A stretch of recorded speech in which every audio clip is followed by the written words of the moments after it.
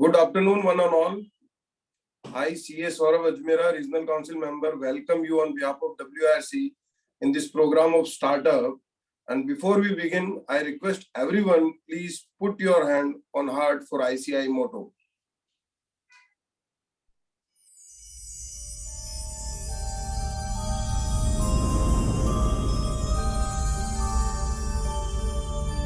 Yaesha Supteshu Jagrati Yaesha Supteshu Jagrati Kamam Kamam Kamam Kamam Pursho Nirvimanaha Nirvimanaha Tadeva Shukram Tada Brahma Tada Brahma Tadeva Mritamucchate Tasmin Lokaha Shataha Sarve Taduna Yadi Kaschan Etadvaita Etadvaita Etadvaita Etadvaita Etadvaita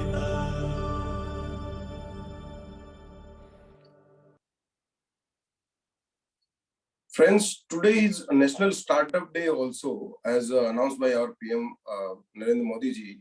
So we at WRC celebrating this day with knowledge empowerment through these sessions, in which we have divided all the topics like first we will start with how to start a startup, then startup ecosystem and opportunities for CA, and then very interesting panel discussion, how to sustain profitability and growth in startup and opportunities for CA. So friends, and we are lucky to have presence of Secretary WRC Shweta ma'am over here, and the first panel speaker CA Shubham Maloo with us. So I request Shweta ma'am for her opening remarks, please. Thank you. At the outset, first, let me congratulate to Chairman MSME Startup Committee and the complete coordinator for this today's program, also Saurabh Ajmera, for organizing this event on the special day. Today is a National Startup Day. Really, it's a great efforts put in by you, and in result, we can see the participant in a huge number. We got a very good response, and more than 400 participants we have today. So really congratulations to you and entire committee team for doing this great efforts. Secondly, I would like to thanks to our speaker today for accepting our invitation, Shubham. Thank you so much for accepting the invitation and coming and agree to be with us today. So coming at WIRC and activities, the whole year, we have started this year a lot of new initiatives, a lot of representations to the government authorities, then refresher courses, technology-oriented programs, because we all know that how technology is playing an important role. And sooner or later, we also need to adopt and we also upgrade ourselves with the technology in our practicing day-to-day practice also. So a lot of programs related to technology we have conducted. The idea behind of this is how we can upgrade our members with the technology. And refresher courses, because we all know that if we want to increase efficiency in our work, in-depth knowledge is required. So cooperative society refresher courses, internal audit, even auditing standard and ethical ethics also, because these two important subjects, we chartered accountant generally take it as a last choice to read. And now the scenario is completely changed, and we have to come and we have to take it as a forefront and have to see that we adhere to the compliances. So these type of refresher courses, this initiative we have taken this year. Then a lot of representation to the government authorities, we made it, including the pre-budget memorandum also. So very soon, and we'll see the result also, that government authorities will accept it, our representation. Our committees are doing wonderful work and excellent work. including MSME, startup, and valuation also. Again, the Saurabh is chairman in this committee, and very soon, I think, Saurabh, we are coming up with a publication also, as I remember that. So, friends, of course, we are trying our put our efforts best in to serve in members and students also.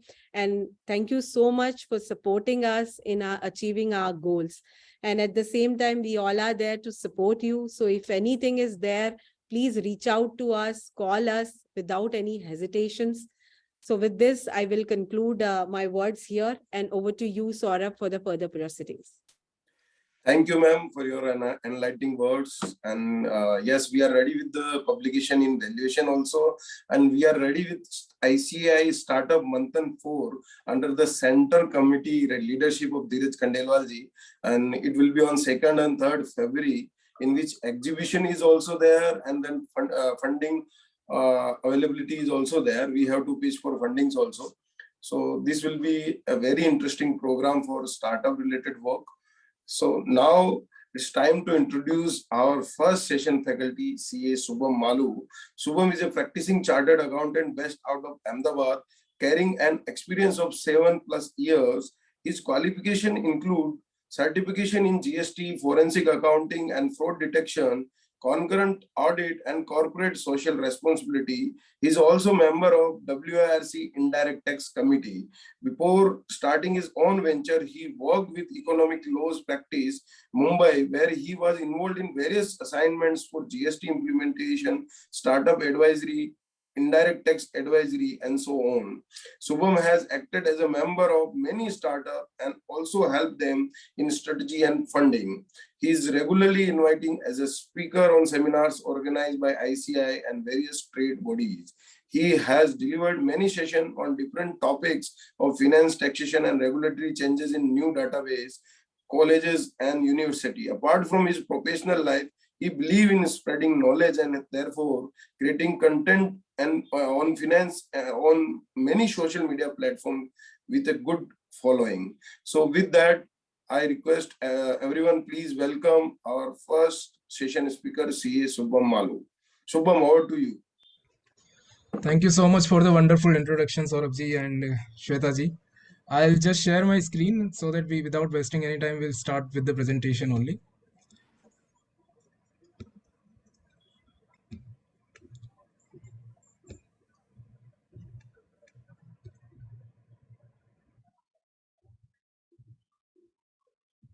Shubham, your screen is visible. Okay, perfect. Give me a minute. Okay. So good afternoon, everyone, and thank you for joining me today. I am thrilled to have this opportunity to present to you and share my knowledge on startup world.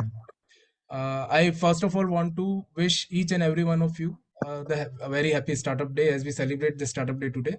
And I would like this moment to thank WIRC for giving me this platform. I am looking forward to an engaging and informative discussion, and I welcome any questions or comments you may have. At the end of the session, we'll take up whatever questions you might be having. So let's begin by introducing first. So now when we are talking about the startups, right? On one side, India is growing to be one of the world's biggest market after China. The income and consumption of not just the middle class, but even the rural economy is rapidly growing. On the other hand, India has lot of really big problems to be solved, be it in education sector, be it in infra sector, be it in agriculture sector, logistics sector, retail, or healthcare. So if you see this combination of a big market and lot of problems is what I considered as the most fertile ground for startups. Because the big businesses are comfortable making money of the shortcomings rather than solving them or changing their existing established business model. It is very difficult for them to change something which is already established by taking so much time. And it's the startup that will come up with innovative, disruptive business models to solve the challenges India faces. And this is the biggest impact startups will have on the Indian economy. But we're saying that the entrepreneurship is not an easy path. And as most of you might be practicing, might be in job, But when you see a CA in practice, you can see the challenges he's facing.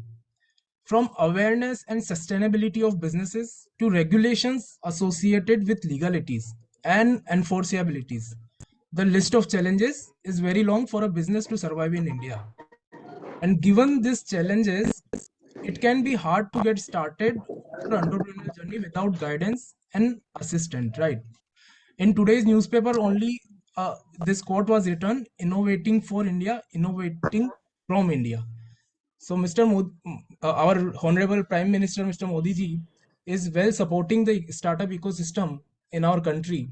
And in this presentation, we will not only learn about how to set up a startup in India, but also the different macroeconomics understanding of startup ecosystem, what is happening globally, and what challenges as a country we are facing in this ecosystem.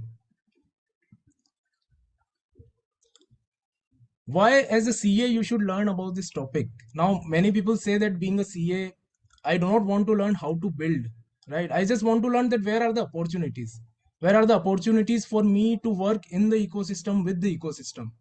So obviously these opportunities will be covered by my next speaker, Mr. CA Anshul Singhal.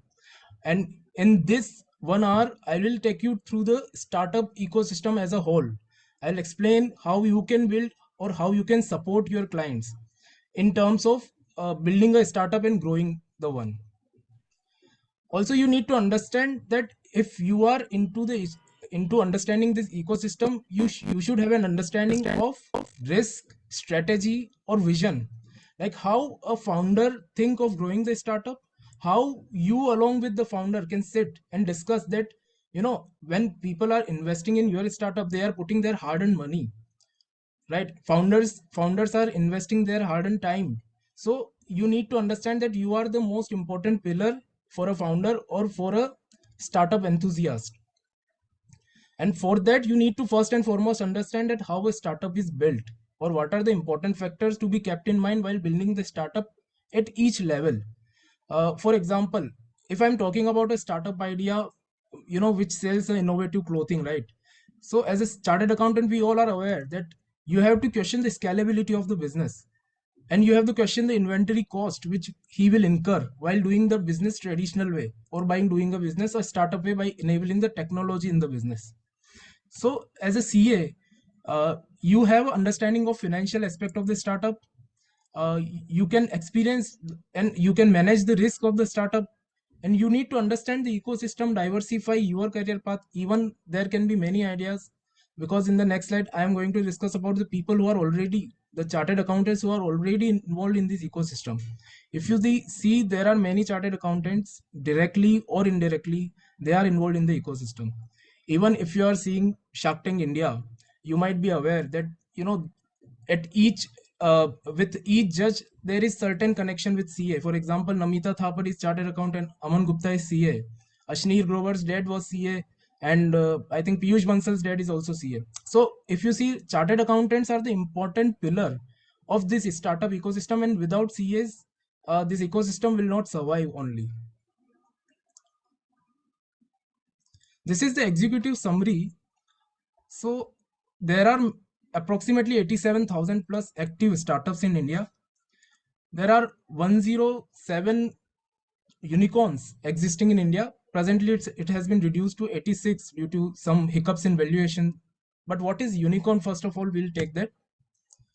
So Alan Lee, the founder of Cowboy Venture, has termed this coin unicorn. So unicorn का मतलब होता है basically startup companies जिनका valuation in INR 7600 crore, approximately $1 billion US dollar का हो चुका है और क्रॉस कर चुका है. So those startups are classified as unicorn. In India, India is the only third country in the world to do so after US and China. We have produced approximately 107 unicorns till last September, and now it has reduced to 86 unicorns.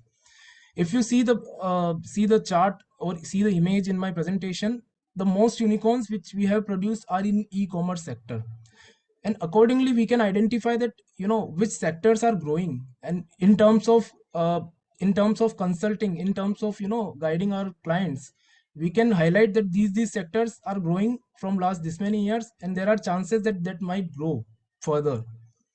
But you need to understand that being unicorn does not always mean that company is profitable, right? Most unicorns are loss making and burning.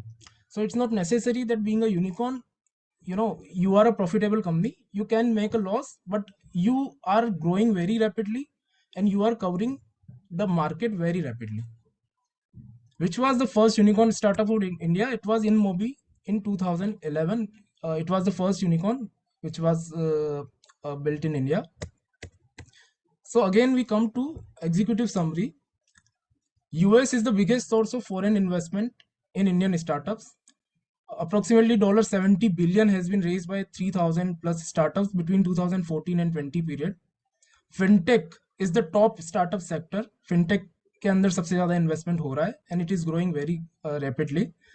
711 mergers and acquisition deals were held between 2015 and 2021.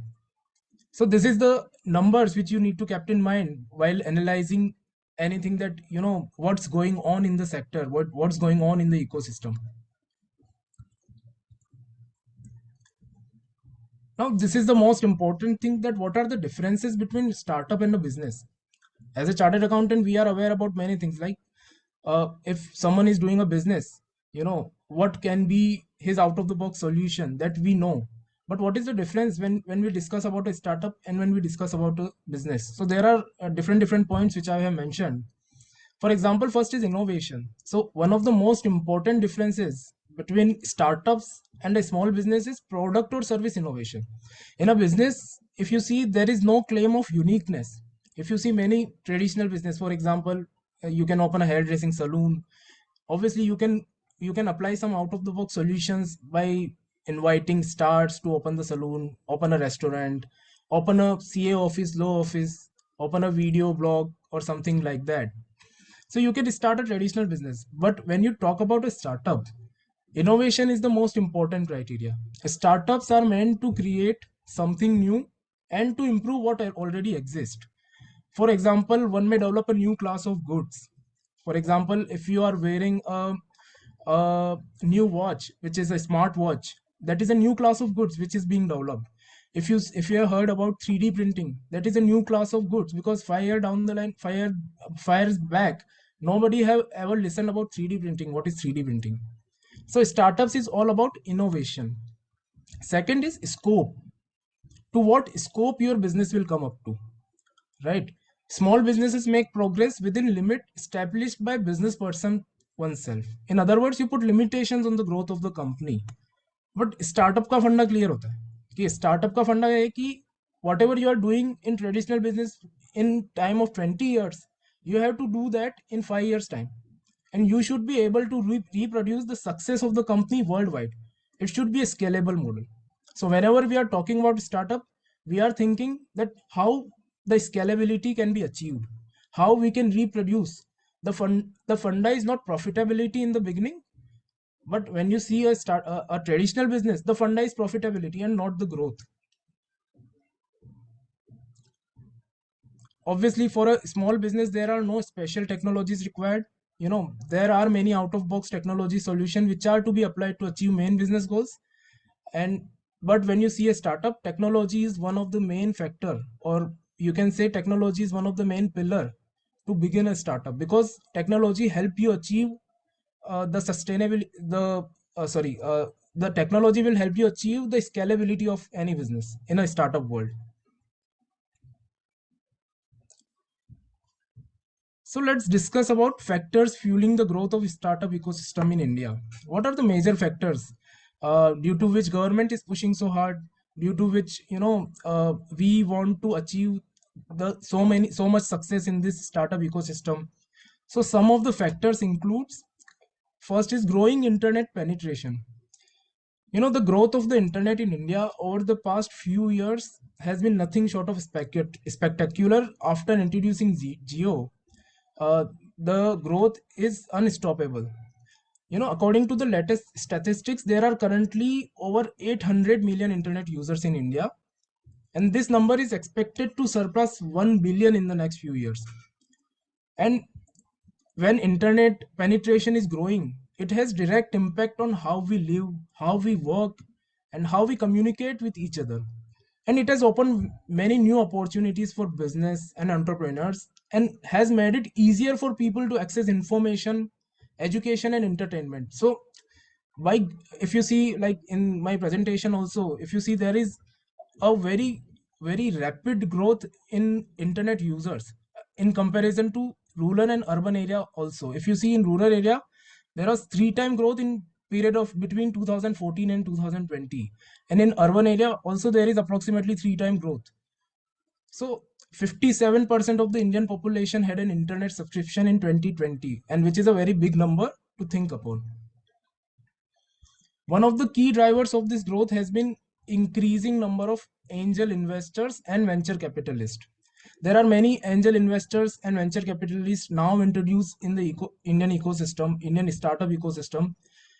And if you see in diagram, there the growth is 3 times from 2014 to 2020.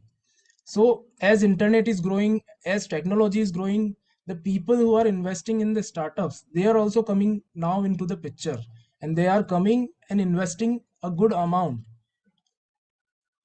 Third point is growing per capita income.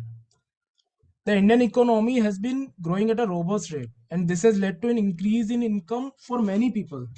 The growth in sectors such as IT, e-commerce, and manufacturing, this has created a lot of jobs. This has created increased wages, which in turn has led to higher per capita income, which is the another factor that has been the government efforts to promote economic development. कि economic development कैसे किया जाए, because people's salary are increasing. The growing per capita income in India has also had a positive impact on the standard of living. People have now more disposable income to spend on things like education, like healthcare, like leisure activities, which has helped them to improve their quality of life. One of the key schemes launched by government is the Pradhan Mantri Mudra Yojana. So this scheme provides financial assistance to small and micro businesses. There are 50 plus startup schemes for individuals, entities, startups, businesses, whether they have products or services, whether the product is at ideation stage, pilot stage, or a running full scale business. And along with these schemes, the government has also launched several programs to support and mentor women entrepreneurs. If you see in today's newspaper only, there was a writing that approximately 52% or some figure was there, women director are there in startups. So there are approximately 80,000 startups, and in those startups approximately 52 or 57% was the figure, the directors are women. So government is also encouraging women entrepreneurs to come forward and do their part in building this ecosystem. I have written some of the schemes which you can go through. These are the schemes which have been launched recently by government to develop and encourage entrepreneurship in India.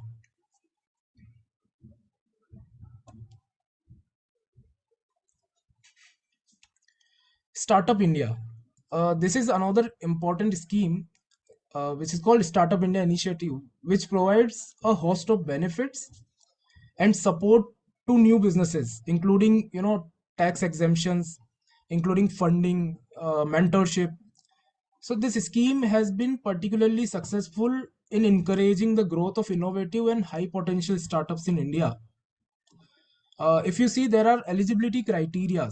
So let's begin one by one. Company age should be less than 10 years to qualify under this scheme and to get benefits of tax exemptions funding, which we will be discussing on later slides.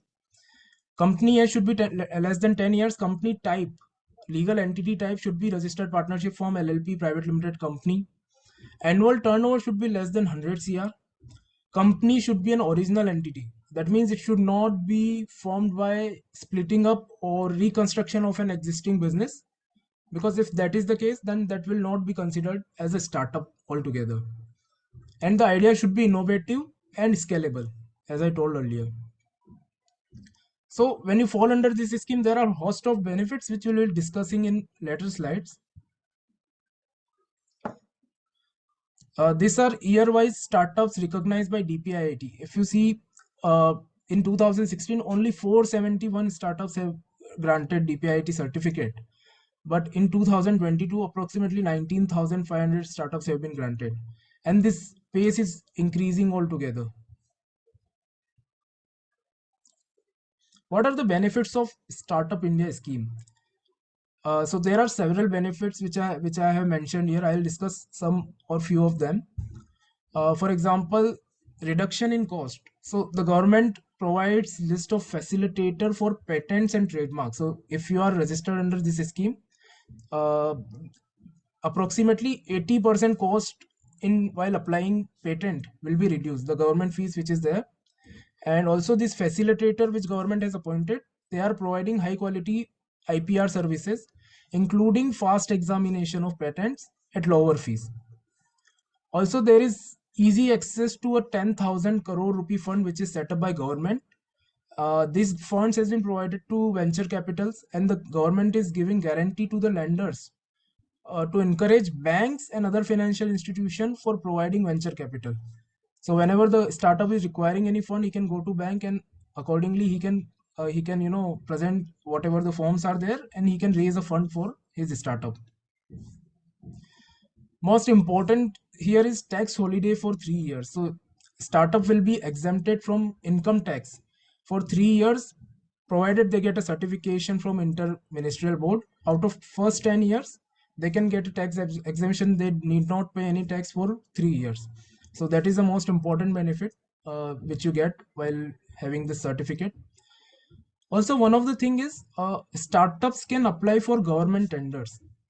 In many tenders there are criteria of prior experience कि आपको 5 साल का experience इस line में होना चाहिए, 10 साल का होना चाहिए. But when you get this certificate, you are exempted from that prior experience or turnover criteria applicable to normal companies, right? 7 new research park are set up. So government is also pushing research and development in this sector. Also, many of the I think 9 labor and 3 environmental law certificate are not required now. You can just self-certify. These are applicable to certain startups or businesses which are functioning in a particular area, in a particular sector. Apart from that, if you see, there is an easy exit for a startup. If you apply for winding up, then it can be taken up within 90 days. So these are the host of benefits which you can get when you apply for a DPIIT certificate or a Startup India certificate. Now, as we understood that, what is happening in this ecosystem, why this ecosystem is growing. Now we come to how to build a startup. Like, what are the step-by-step process for building a startup? कि किस तरीके से एक founder एक startup को build करता है या कोई भी स्टार्टअप बिल्ड होती है.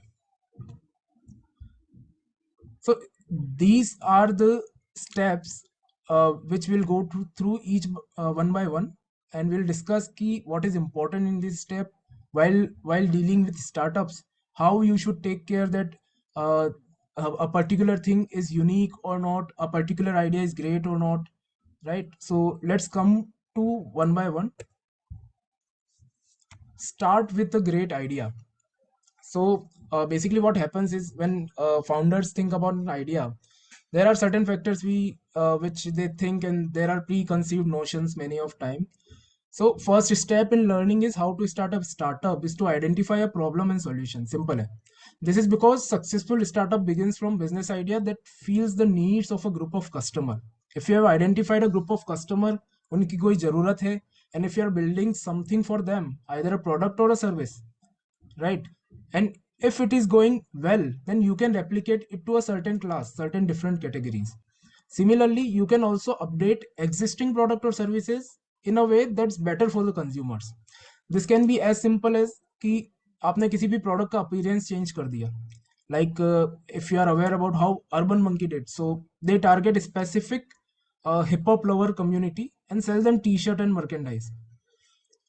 But effectively these are clothes, but they are targeting a particular community, and as this community is growing, their business is also growing. Or either you can find a new use for a product that customers already love.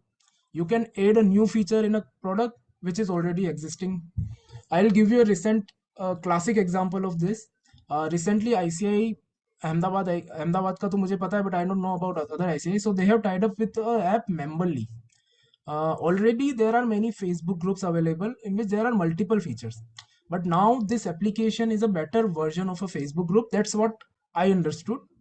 You can, easily manage, see, and interact with members, post your requirements and share updates. You can see kitne members active hain at a particular point of time. You can post job vacancies, and when once there is an audience coming up in your platform, you can then easily monetize it and introduce new linked and paid products. So accordingly, you can add new features and you can charge for it. Similarly, if you see, Apple started from Steve Jobs, and the original idea was for a computer that हम लोग computer बनाएंगे. And as the time grows, they have created enhanced version that better fit the market. They have also continued to evolve newer products. उन्होंने iPhone बनाना चालू किया, iPads बनाना चालू किए. And one example is how they are adding a keyboard for iPads. Now you can buy an iPad and you can buy a keyboard separately. So these innovations in ideas by Apple lead them for being worth of over $1 billion. आज इतनी बड़ी Apple company बन गई है due to innovation in ideas. So product is important, but not the most important part of a startup. As investors know and understand that product evolve over time. It cannot be perfect at one go. So you need to focus at the time of thinking an idea that how will you differentiate, or what will be your USP, and you should have a in and out knowledge of market, that whether anybody is already doing it or not. You should remember that first product is never the last product. If you see, Ola started with cab services and now they are into EV scooters. So accordingly, product evolves. Another important thing while thinking an idea is timing of idea. For example, if you see, Airbnb ने जब pitch किया था तो investors originally rejected it, because उन्होंने सोचा था कि कोई अपना घर रेंट पे क्यों ही देगा, कोई अपना रूम रेंट पे क्यों ही देगा टू अ स्ट्रेंजर, वो भी. But timing of startup was very important. Airbnb launch हुआ when there was a high recession in the economy, and people accepted कि यार चलो ठीक है, मुझे थोड़ा एक्स्ट्रा पैसा आएगा, लेट्स डू इट. और उस मॉडल को ग्रो करते करते Airbnb is now present in almost every country. Similarly, YouTube was perfectly timed, because when internet penetration was growing, with growing internet use and internet market, the YouTube's market was also growing, and it was directly linked to internet. So the idea should be such that timing should be perfect, differentiation should be there, and there should be a problem जिसका कि आप solution ढूंढ रहे हो. Second is make a business plan. Now, as a chartered accountant, we are very, very, very well versed with financial and risk aspects of any business, and therefore it becomes very really easy for us to prepare projections and cash flow statements and all that. But when you go to investors for funding, you must keep in mind that you provide full and adequate information about your startup, and that really attracts angel investors. When there is a transparency in communication, when your projections are speaking what it is showing as per traction of the startup, then there is not a guarantee, but it can help reduce the likeliness of failure for raising the capital. So business plan is very important, and as a chartered accountant, I do not think that we need to discuss more about it, because we have made many projections and profiles for many businesses altogether. Now, people think that once you have thought about an idea, and you'll build a company, and it's just a matter of time to get the funding. But in reality, that may not be the case necessarily. If you see in the diagram, the first funding always comes from yourself, your friends, your savings, or your relatives. And after getting the first one from your pocket, on the basis of this funding, you build a prototype, you get a traction. Initial, you experiment with the product, you get the MVP, minimum viable product, and then you go to angel funds, for seed fundings, you go to banks for loan, you go to venture capitalist for raising the fund. So this is the startup graph. If you are early stage, then you can get fund for seed funding, you can get fund from your friends and relative. But when you are growing and you are growing rapidly, then you can go to banks, you can go to VCs and show them your tractions and get the funds. And similarly for expansion, you can go for IPO. This is a slide which I made on the from the investors perspective, that investors आपकी startup के अंदर क्या देखते हैं when they are going for different level of fundings. So let's say if they are going for pre-seed funding, this is the ideation stage funding. There is no MVP, that means minimum viable product. There is no revenue because it's just an idea, but the founders are strong, then that will be a plus point for investors. Your idea is strong, that will be a plus point for investors.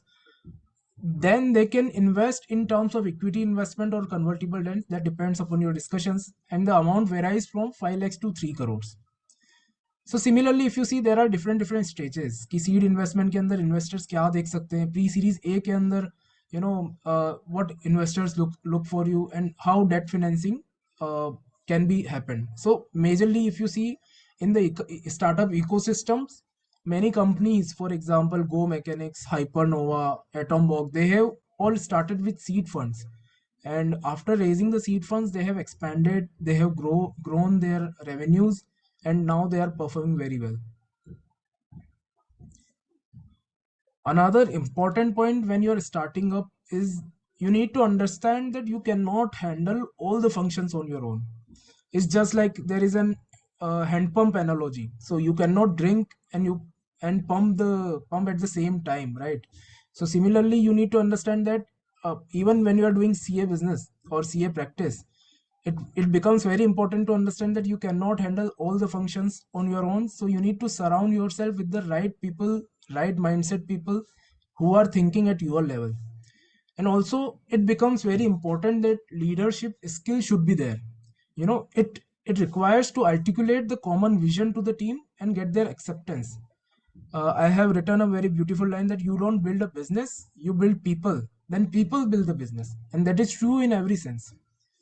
You can also think about big teams, but you need to understand that big team will lead to chaos and unnecessary expenditures. So in the initial phase of startup, everyone should avoid big team unless it is required and the system is not on self-driving mode. Make sure you are following all the legal steps. Obviously we know better than anybody else what are the legal steps, but to highlight, there are founders agreements, there are trademarks, legal structure, what will be the company's legal structure. You need to apply for startup licenses, you need to sign NDAs, regulatory compliances if you are belonging to a certain industry, agreements with customers and vendors, security agreements if you are into a technology company. So these are the things which you need to comply with. And last but not the least, develop a marketing plan.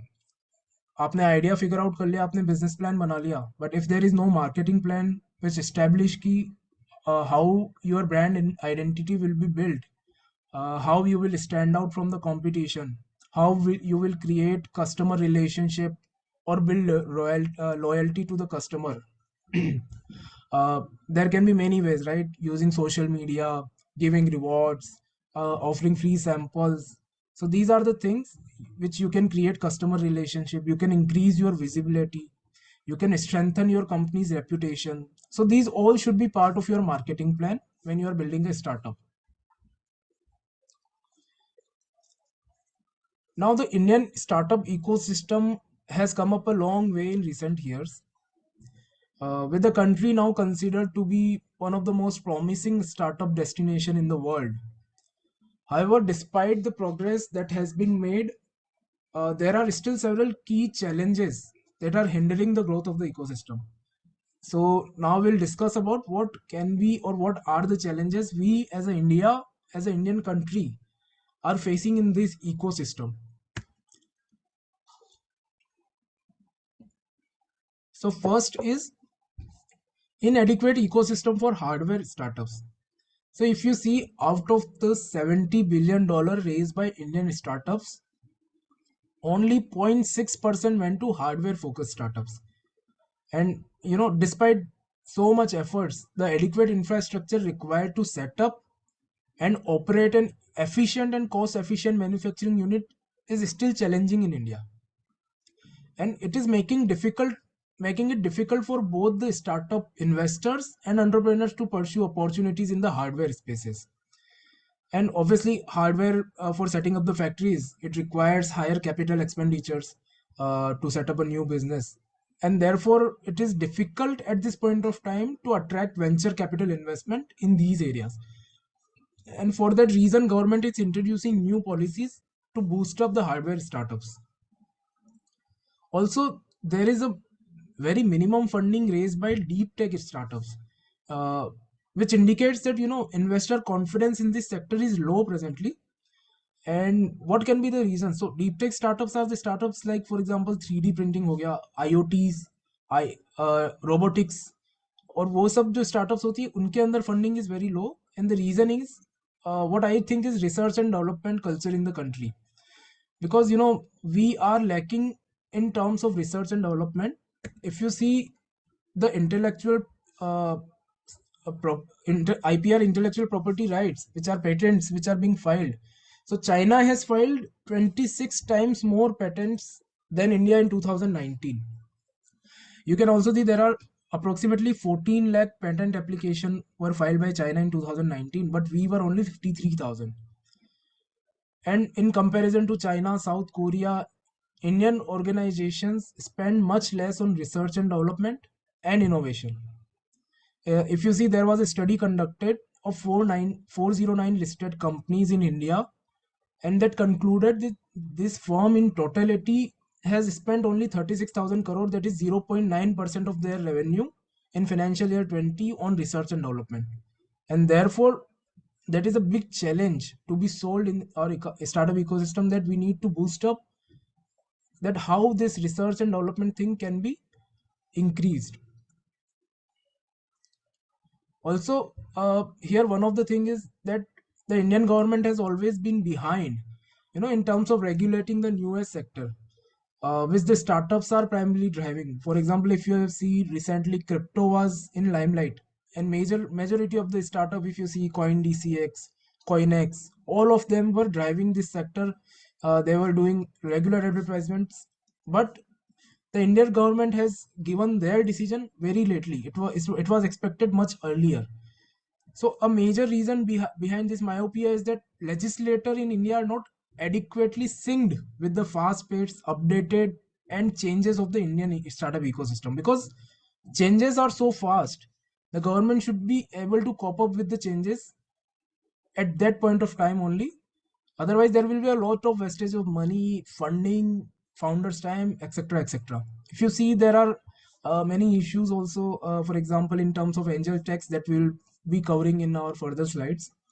In case of online pharmacy license, there were notices by Delhi and Madras High Court banning the online sale of medicines. In terms of IT Act, there were concerns related to privacy regarding messaging and social media application.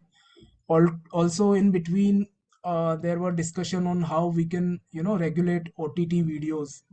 So that will they will bring practically a censorship that will effectively, startups were claiming that that will hamper freedom of expression.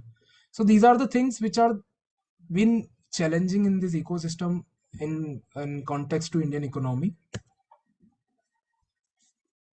So now let's come to angel tax. So angel tax were introduced in 2012 as a section of the Income Tax Act, but it has faced a lot of criticism from startup ecosystem, as it was being seen as a hindrance to the growth of the startup ecosystem in India.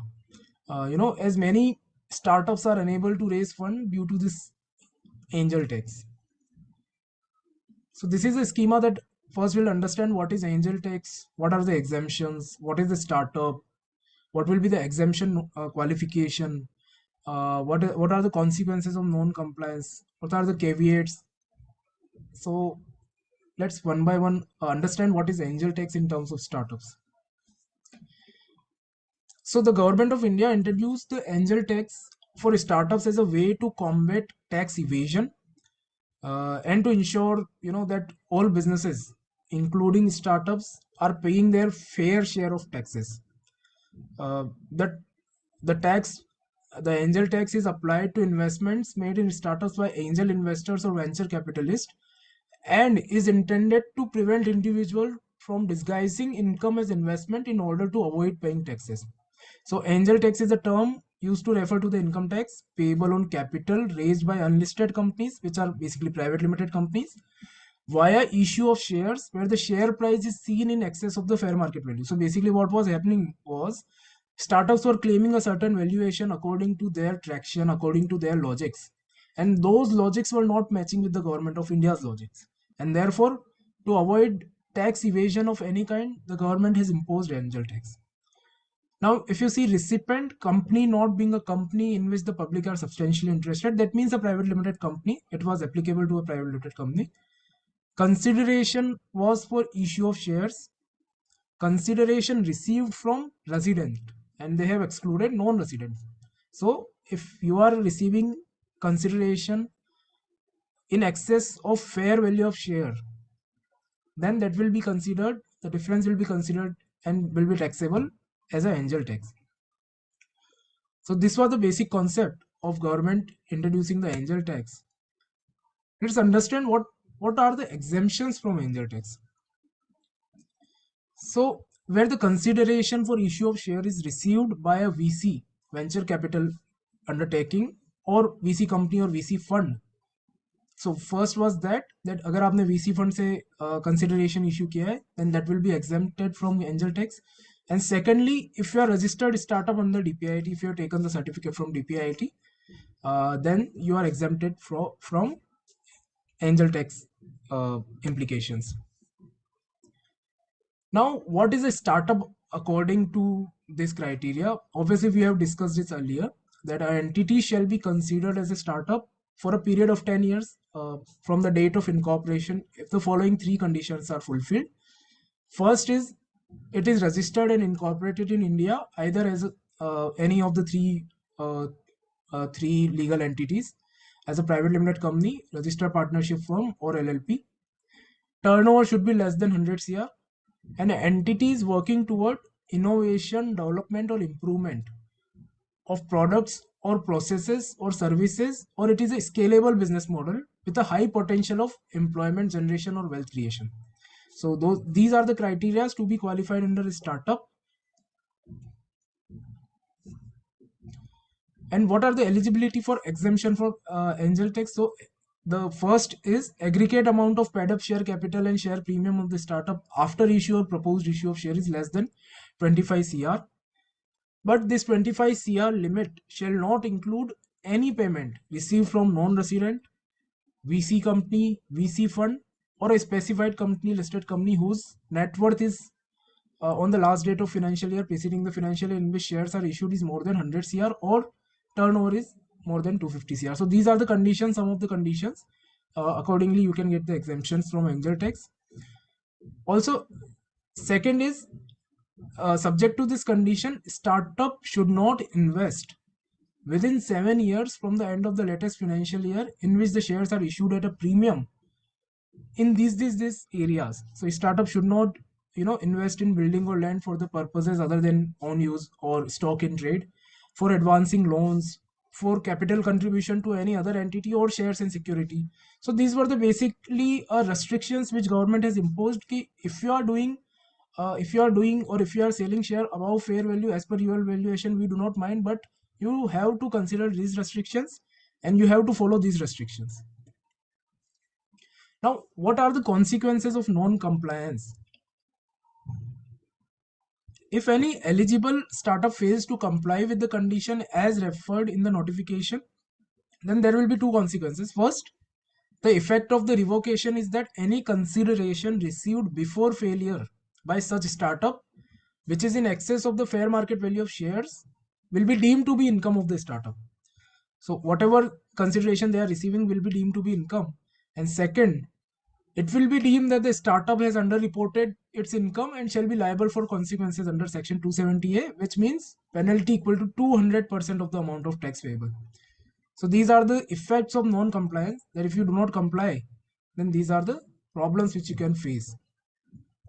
Now here are some caveats, because what happens is many of the startup ventures invest in debt mutual fund to multiply their fund.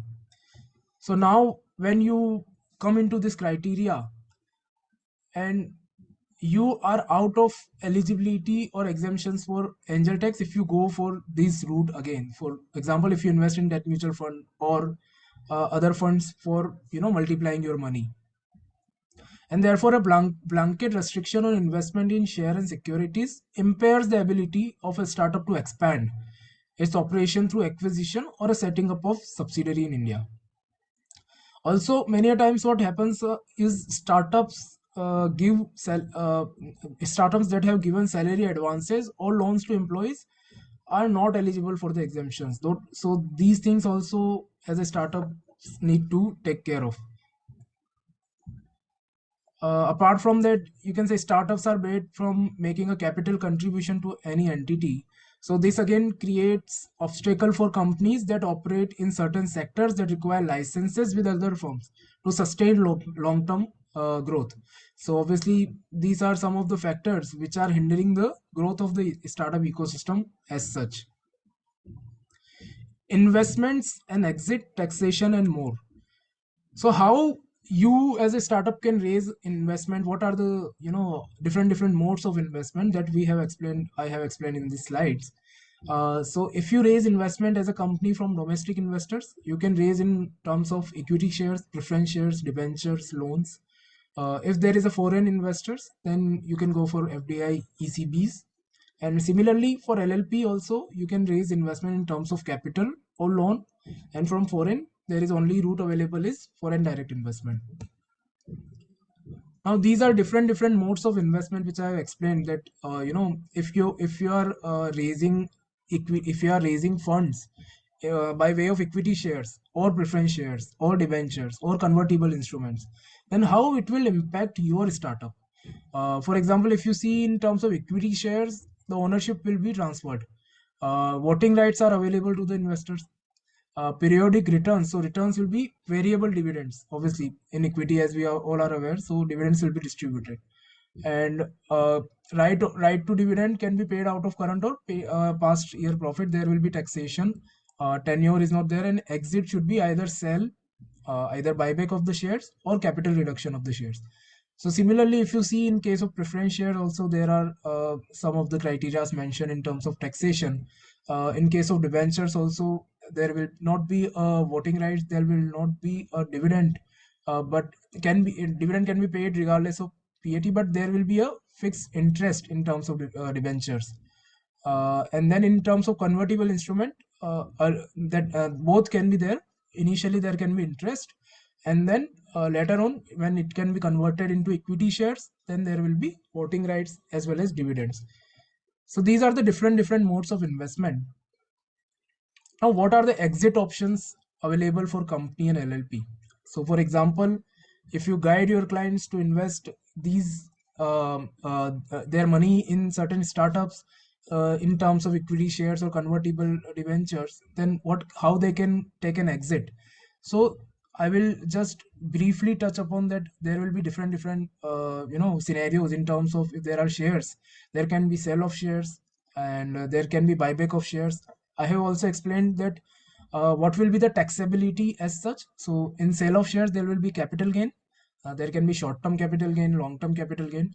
In terms of buyback of shares, there is a buyback tax which need to be paid by company at 20%.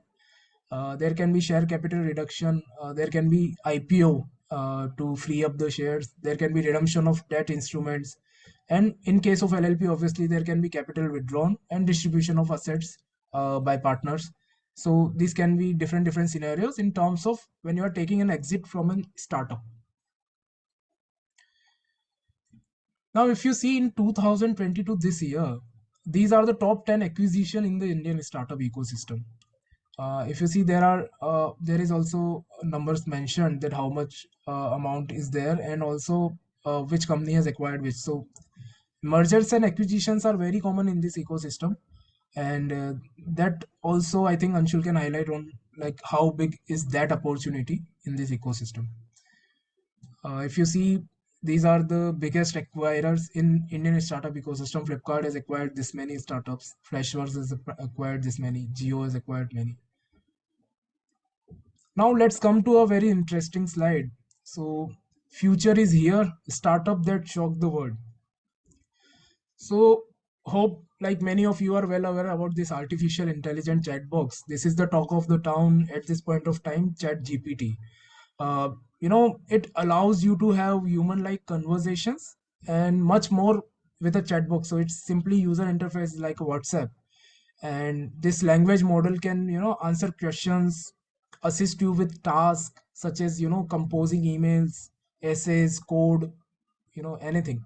So when you see these kind of innovations, it scares you and excites you at the same time, because truly speaking, these AI have the potential of taking away jobs of millions, whether in content writer field or drafting on something. So, and not only this, so these innovations which are coming up, and these startups which are coming up in recent times, artificial intelligence startups and deep tech startups. So, uh, by watching these AI systems, now I think you can comfortably say that your imagination is your only limit. You can be a coder at the same time when you are a chartered accountant, and at the same time you can be a songwriter with the help of these startups. And this is really out of the box idea. If you haven't tried this or if you haven't heard about this, you should try it today only. Apart from that, this is also a very good AI tool which recently been introduced. So this DALL-E 2 and ChatGPT both has been made by an OpenAI, that is a OpenAI platform which in which the Elon Musk has also invested. And these both these platform have literally rocked the world. And this system DALL-E 2 is so smart that it understand what exactly we are talking about. For example, if I am talking to him and I am suggesting him a cat, then he understand what cat is, how does cat look, how does a dog look, how does a rocket look. And when you ask him to do something, he can do unrealistic things with perfection. For example, I will just show you for your for your understanding that I have just asked him to draw a image of a cat who is sitting on a rocket in a space with a moon, and he has drawn these images. I have asked him to draw a monkey which is sitting on a air conditioner. He has drawn these images. So these AI systems are really developing, and you need to accommodate with them on a daily life basis, and you can make use of them and you can integrate them in your areas, in your practice areas or in your startup ecosystem. Another free tool which is very useful is Canva. So this can be used for designing for your startups, designing for designing brochure or anything. Maybe if you are writing some book or something, you can also use this tool. So these are various tools which have been into the market and which are revolutionizing the way startup ecosystem is working. So in conclusion, I would like to say that starting a startup in India can be challenging, but it can be rewarding endeavor. And as a chartered accountant, it is very important to have a solid understanding of the legal and financial requirements of setting up a business in India. This includes, obtaining the necessary licenses, necessary permits, registering for taxes, understanding the laws, regulation, related to business operations in the country. And also, along with all the legal aspect, it is very important to have a clear business plan and to stay updated with the latest trends, latest developments happening in the industry. So with the right knowledge and preparation, starting a startup in India can be a successful and a fulfilling journey. So that's all from my side. I would like to take up any questions which you might have. Thank you so much for giving your important and valuable time. Thank you, Shubham. It's really a very informative session for the basic understanding of startup. We have a couple of questions, and I request you take. I think Nilesh is asking that it is required to register under 80 IAC in income tax for the benefit of angel investments taxation. I think these questions and answers are written in Q&A, right?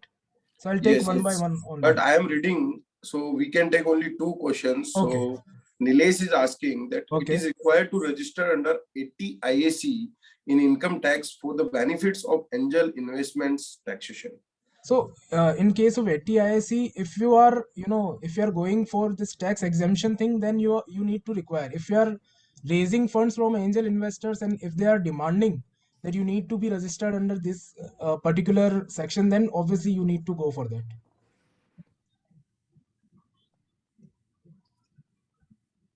Saurabh ji, can I add to this? Yes, Anshul, yes, definitely. Okay, so just to add on to what Shubham ji said, that ultimately for 80 IAC is only the registration only helps you in getting the tax exemption of 3 years basically. However, the first stage DPIIT registration, which is we call the DPIIT registration, first stage registration, and where more than 88,000 startups are registered now, that is sufficient for claiming the benefit from angel taxation under Section 56.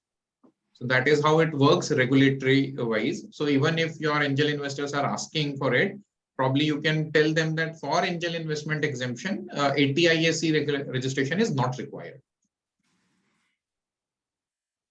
And one more question is related that can 3 years tax exemption can be any 3 year out of 10 years or any consecutive 3 year? I think consecutive 3 is the 3 year is there.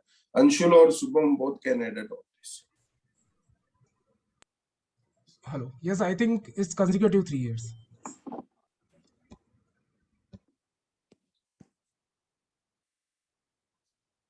So now I request coordinator Major Lokhandwala to propose well-deserved vote of thanks for this first session. Thanks, Saurabh ji.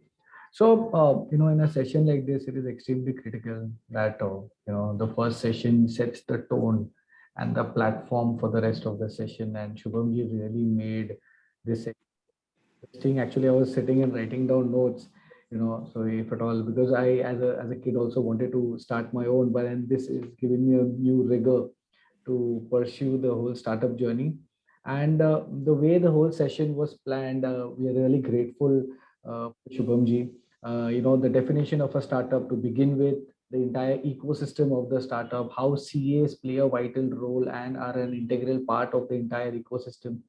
The positives, what the government is doing for the startup, some kind of shortcomings that, and also certain shortcomings that may pose a threat to startups, again, the ways to circumvent the same. So a great session, really enjoyed it. I am sure I was also looking at the participant count and it kept on rising. We joined at 280 and we're already at 313. Just goes to show how interesting this session was. So thanks a lot, Shubhamji, on behalf of everyone. It was a great session, lots to learn. And it's actually, geared up for the next few sessions. So that brings us to our next session, which is by Mr. CA Anshul K. Singhal. So Anshul Kumar is a chartered accountant by profession. He carries a rich experience of around 17 years, out of which more than 13 years was spent with big four firms. Anshul has been working with startups for past many years and provides support in initial setup, business modeling, market assessment, tax and regulatory advisory, investor dealing, and other relevant matters. He has vast experience in mergers and acquisitions and lends support to startups in various levels of funding rounds, deal structuring, due diligence, valuation, etc. Anshul is the co-founder of Startup Bazaar under the aegis of Startup Dreams Private Limited, a one-stop shop for all startup needs. He is also the joint secretary of Swadeshi Startups, which provides a platform to budding entrepreneurs. He is a regular speaker in renowned academic institutions such as ICAI, Amity University, SPJIMR, Dronacharya College of Engineering, and others. So welcome, Anshulji.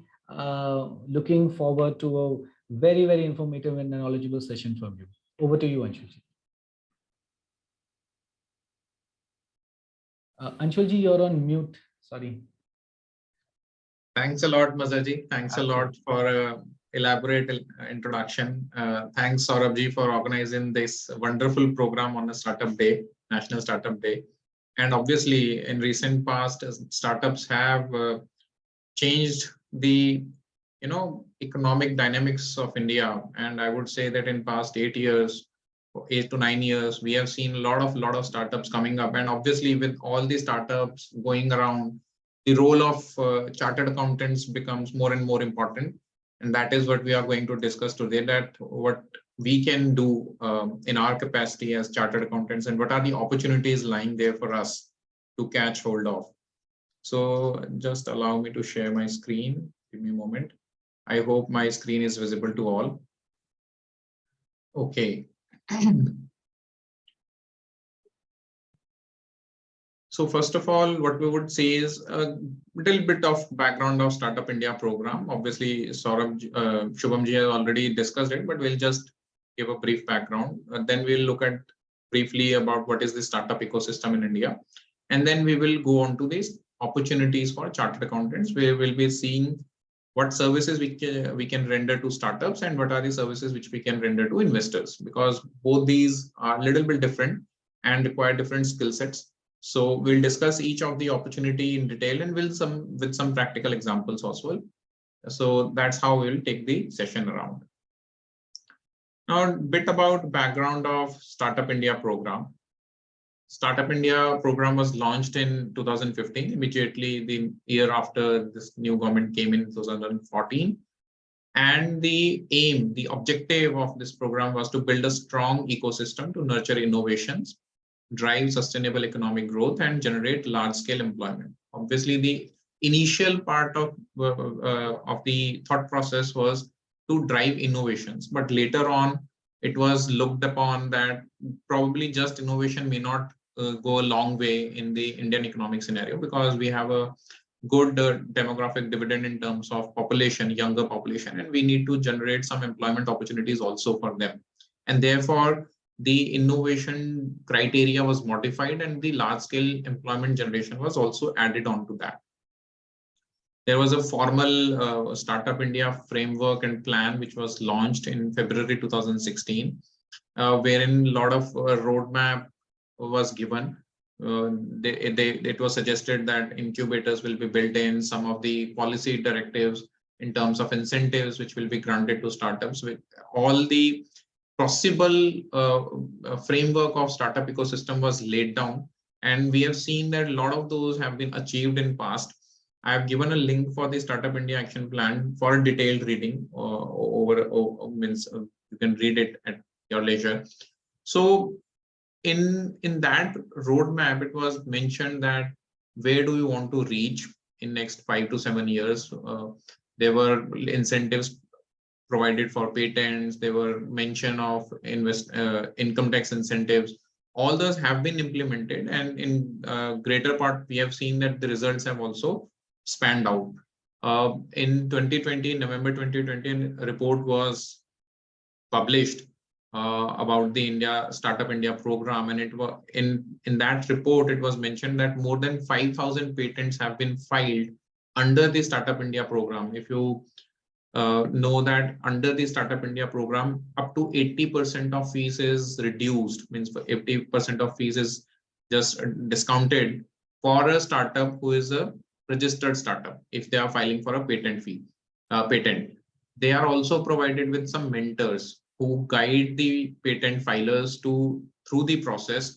They will mentor you that how they should go about all the process, and also the process of patent registration is fast track for the registered startup.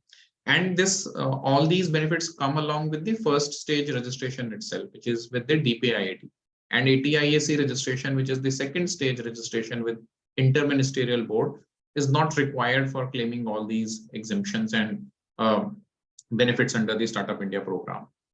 Then under this program, a startup recognized entity can avail not only tax and regulatory incentive, but also favorable financing from the government, ease of patent registration and other benefits. Now, apart from the central government, a lot of state governments have also come up with their own startup incentive plans, wherein some governments have come up with patent registration fees reimbursement on top of the central government reimbursement. They also provide, in some cases, they provide discounts in electricity bills, Many state governments have come up with their own incubator facilities where they provide free kind of facilities for registered startups. They can go and incubate in those facilities. They also provide some of the states like Maharashtra, UP, Haryana, they provide marketing support also. And if you want to attend a national conference on startup, they provide you reimbursement of expenses for attending the national conferences and also some international conferences. Obviously, they would do some scrutiny on their own, whether you are eligible or whether you should be sent to that conference or not. But all these incentives are there. And our ICI website under the startup committee, they have provided all the plans of different state governments on the ICI website itself. So we can just go to that website and click on the links, and that will take us to different state level plans for startups.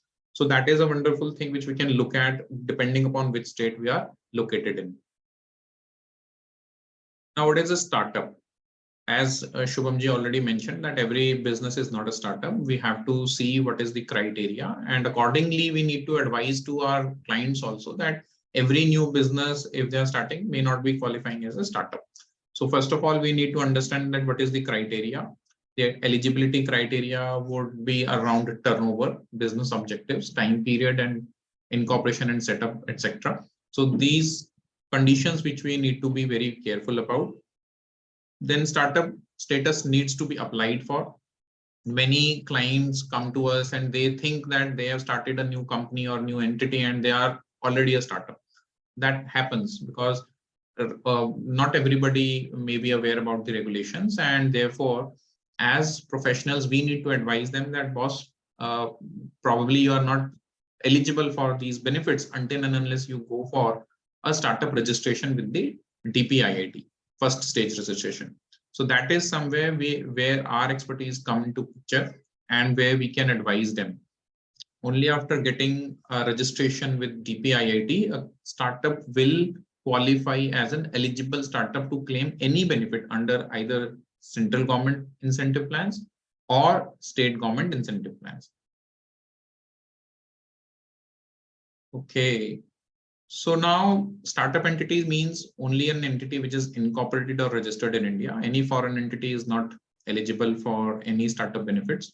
So just briefly about what is the period. It is 10 years time period only from the date of incorporation of the entity, because the government feels and believes that till the 10-year period of time, you may require some government support, but after 10 years, the business should mature enough that it should sustain on its own without any government support. So that is why they have limited it to 10 years. Earlier, when the initially Startup India program was launched, this time period was 7 years, but then representations were made that we should increase it to at least 10 years, and that was accepted by the government, and the definitions were modified.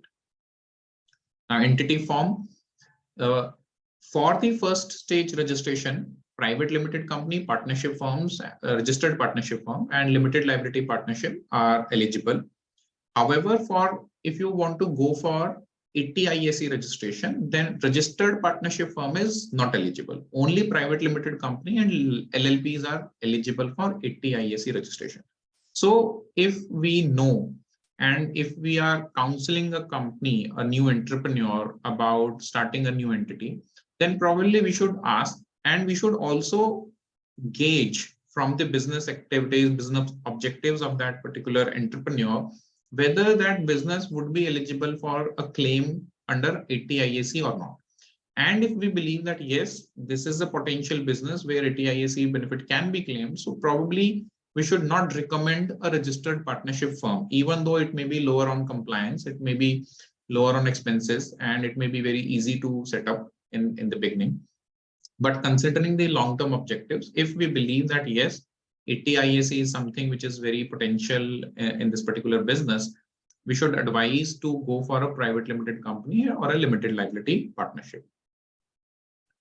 Then turnover, the government has set a turnover limit of 100 crores in any financial year. Means if in financial year, say for example, financial year 4, from the date of incorporation, the company achieves the turnover of 100 crore rupees, Then from financial year 4 onwards till the end of 10th year also, means then there will be no criteria of 10 years.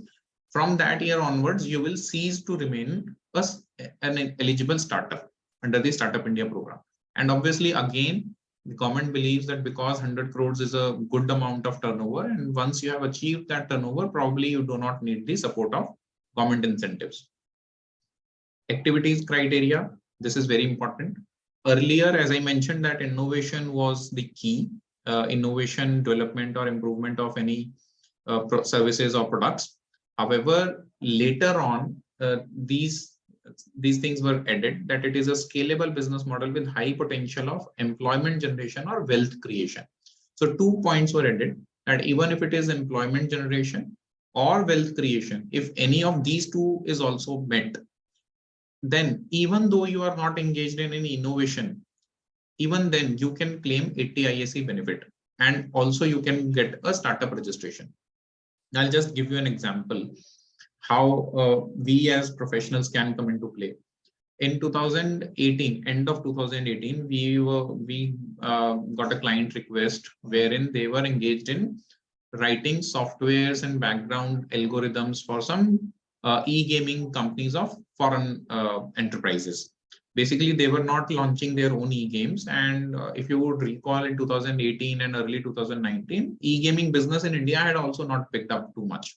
So all these Dream 11 and MPL were just coming into picture, but they had not gained widespread publicity.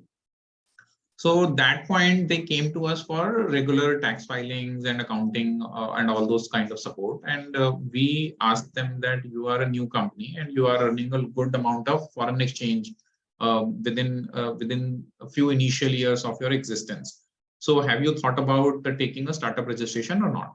And the founder said to us that, boss, we are not doing any innovation. We are just writing some software codes and we are designing the format or the look of the game. So how would we get a startup registration? We have never thought of it. Then we did some research on the industry and we found out that the e-gaming industry is going to pick up big time. And even in India, we did not have too many players who were writing codes for third parties, although there were a lot of e-gaming companies which were in existence, but not too many players were there in the market who were writing codes for somebody else. So we did some industry research. We found out that the competition was scarce, and we asked them that what is your projection in terms of hiring employees later on, and what kind of employees you will be hiring. So they said that we will be hiring first software coders. Second, they will be hiring mathematicians and statisticians, because they were writing codes for casino games. So for casino games, they built up a good amount of algorithms and statistics they required so that the casino games can be run on that algorithm. And then third was the graphic designers for the user interface. So we built up a story for them that we as Indian startup are giving employment to unique kind of employment to mathematicians and statisticians, wherein we will be employing such and such number. And it was not a huge number in terms of not hundreds and thousands. It was below 100 in next 3 to 4 years. And then we mentioned that we are earning foreign exchange for the country, because ultimately all clients are for foreigners, foreign companies and foreign enterprises. And therefore, we also demonstrated it with the last year's balance sheet, wherein the revenue was almost around 1.5 CR at that point of time. So through that, storytelling, and we built their pitch decks, and we built their a script for a video also. There was a 2-3 minute video which we prepared for them, and we gave them a script for how to demonstrate that what is the industry size globally, what they are doing, what is the background of the founders, how many employees they've already hired, and they demonstrated. They walked the office premises through. So by that pitch deck and everything, they were able to get registered under the first stage registration also. And they were also one of the earliest approved entities under the 80IAC program also. So that is how probably we can also entice and we can also gauge and assist these startups in realizing their true potential. So that is one of the examples which we have personally dealt with. Right, splitting up again, as chartered accountants, we have been looking at these kind of provisions day in, day out in earlier sections also, SCZ, 80IA, and so many other sections, wherein if you are already existing in a particular business and you just want to split it up for claiming the new exemption, probably that is not allowed. And that is the case with the startup benefit also, that if a company is already into a particular business and their founders or their directors are setting up a new entity just to claim the startup benefit, the government is now very vigilant about all these things. And when you are applying for Startup India registration, they will ask you the backgrounds of the directors, and they do their own background checks. So Startup India program has a big team which looks at all the background checks and all the sanity checks of the applications, and they sit out of Vigyan Bhavan in Delhi. So they do checks, and now we are getting lot of queries that the founders were already doing this kind of business in another entity. And we all know that in government database, through directors, through shareholder details, we get to know, means the authorities can get to know that which kind of businesses they were involved earlier in. So they tend to ask that if you were involved in this kind of business, why you have incorporated this new entity. So we must be very careful, and we must ask our clients whether they have been involved in similar kind of businesses earlier, and whether they were the owners or this is the new one which they have started up. So this will help us in advising the clients as to how to go about the Startup India registrations. Right, I have listed out the notification here. I have given a link here. This is a notification of 19th February 2019. This gives all these criteria in detail, and this also lists down the angel tax benefit, that how it can be availed under section 56. Okay, so now we move on to the startup ecosystem. Briefly, what is the startup ecosystem we have? What are the basic components of startup ecosystem? First and foremost is the culture and the social norms. If you would recall, probably 20 years back, everybody would be aspiring that after doing some qualification, professional or passing out from college, we'll take up a job and we'll settle down. And the job priority was the highest. That in those days, the colleges or the professional institutes were also highlighting that how much package their students have got from big companies. That was the norm, absolutely norm, that the highest salary package, whichever institute could get, they would highlight it that they are the best institute in India or probably anywhere. Now this culture has changed over past few years, and now the educational institutes itself, they are claiming that now we have this much of this many students who are going into their own startups, or we have this incubator in house, or we have this kind of mentorship program going in, right? And even in the public discourse, not all students are looking to get into jobs right away after getting passing out from their institutions. So now lot cultural change. This is a social change which we are encountering. And earlier, in where the parents or the family pressures were also there, that you would tend to go for financial stability at the outset. But right now, more and more students and more persons, individuals, they are looking to do something of their own. So that is where the cultural change and the social change was required to build up the startup ecosystem. That is what the first and the foremost thing. And we have seen that in past at least 10 years, startup culture has really picked up in India. Then government incentives. As we have just talked about, government incentives are very, very important part of startup ecosystem.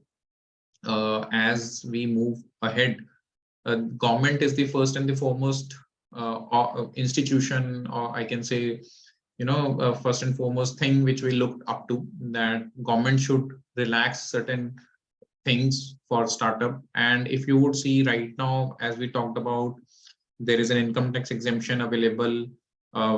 Each state government has come up with their own plans, wherein reimbursements for patents, reimbursements for attending conferences is available, free incubator facilities are available, your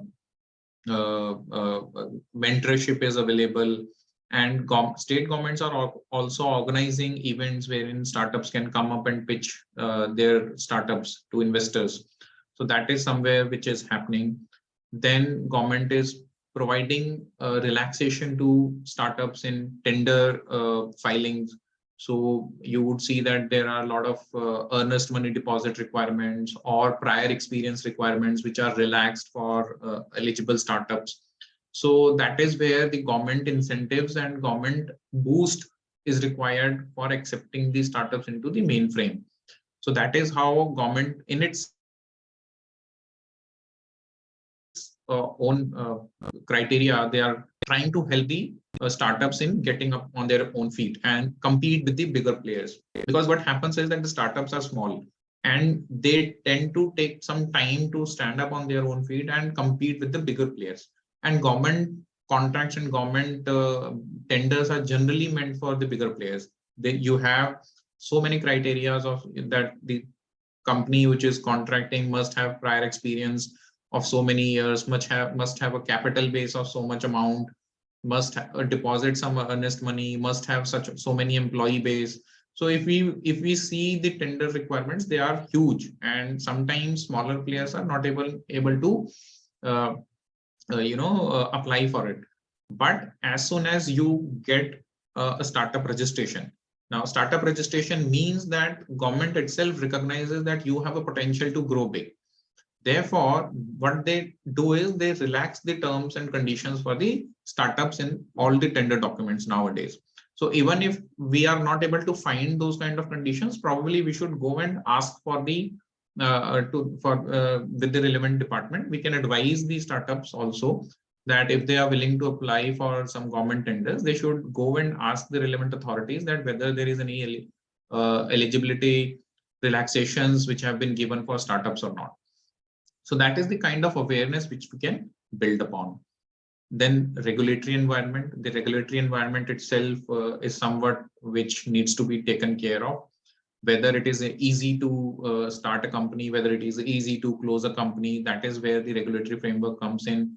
What kind of capital instruments you can issue, how you can raise capital, whether you can raise capital from outside of India or not. Now, in terms of angel taxation, although the angel taxation provisions were brought in to, rein in the black money kind of things, because a lot of money was infused in terms of high premium, which was a kind of black money. But unfortunately, it also triggered a lot of high-pitched assessments against the startups, because in startups also investments were made at a very high premium. So now recognizing that hardship, government has relaxed the rigorous implications of angel taxation for registered startups. And obviously, they also want you to declare that your investment, the investment money which you have taken in form of equity capital will not be invested in some of the restricted items. Now, what are these restricted items? Say, for example, you'll not invest in land or building until unless you are in the business of real estate. You'll not invest in gold, you'll not invest in bullion, you'll not invest in a vehicle which is more than 10 lakh of rupees, you'll not invest in shares or scripts, right? So all these restrictions are there. There is a list of almost 10-12 items, which is there mentioned in Form 2, which you have to sign which the directors of the company have to sign and upload it on the website of startupindia.gov.in. So once you have signed and filed it, then government believes that you will be using this money for your own startup only, and therefore angel taxation will not apply. Again, on FDI format, there are compliance requirements, and obviously startup will also have to follow those requirements. So we need to be aware about in which regulatory framework we are operating in. Either it may be tough, it may be the representations can be made, but till the time it is not relaxed, we have to comply with all the regulations. Now, we have seen a lot of times that startups do believe that there is it is a good option to create a US company first, where the Indian founders will invest in the US company and then invest back into Indian subsidiary, which is the obviously operational entity, because they believe that US company has got more potential to raise funds from investors. However, I've discussed this with many bankers, and they believe that if you are a controlling stakeholder in the US entity and that US entity is investing back in India, this is a clear-cut violation of the ODI regulations, the Overseas Direct Investment Regulations. So, although in the startup entrepreneurs may believe that this is a good thing to do, but we must be highlighting that there can be tripping points and there can be regulatory hurdles which can be faced later on. And recently, I was talking to one of the bankers, senior bankers. They were saying that a very big company was about to become a unicorn, just because of this kind of situation they are in. RBI is now looking at, and they are thinking that I think some directive has come that you should close down this structure and you should just revert it back to the Indian promoters directly in the Indian company. So you can see that if that structure is closed down and if the Indian company is to be directly owned by the Indian founders and removing the US company or the foreign company in between, it can lead to a lot of income tax implications and a lot of other implications. So that is where we must be careful and advising about the regulatory environment, right? So then there is infrastructure. In terms of infrastructure, there is physical infrastructure, there is software which should be available to companies. In physical infrastructure, you can talk about incubators, accelerators, facilities where co-working spaces kind of things where companies, new startups can go and work with a lot of means lesser amount of expense incurred on those facilities. And we have seen that in recent past, a lot of infrastructure has come up. So this is also an important part of the startup ecosystem. Then comes entrepreneurship education. Now, entrepreneurship education is very, very important, because if the entrepreneurship traits are imparted at a very early stage in education, even if at the level of colleges or the professional institution, if entrepreneurship education is granted, that will help the student to go on their entrepreneurial journey very soon, and they will not be Hindi में कहावत है कि भाई ठोकर खाना ही से ही सीखता है इंसान, तो probably the education will help them not to get hindered with hindrances or roadblocks which they would have already anticipated because of the education. And a lot of private universities and government universities have started entrepreneurial programs wherein specifically they are giving education on entrepreneurship journey, how they can move ahead in starting their own startups, right? So that is one. Then the next thing comes is market openness. The market should also be open about accepting startups as their vendors or their clients. Obviously, clients can always be there, but somewhere we have seen that people do not want startups to be their clients because they believe that startup may not pay them well. So that is where the market openness comes into picture, and we have seen that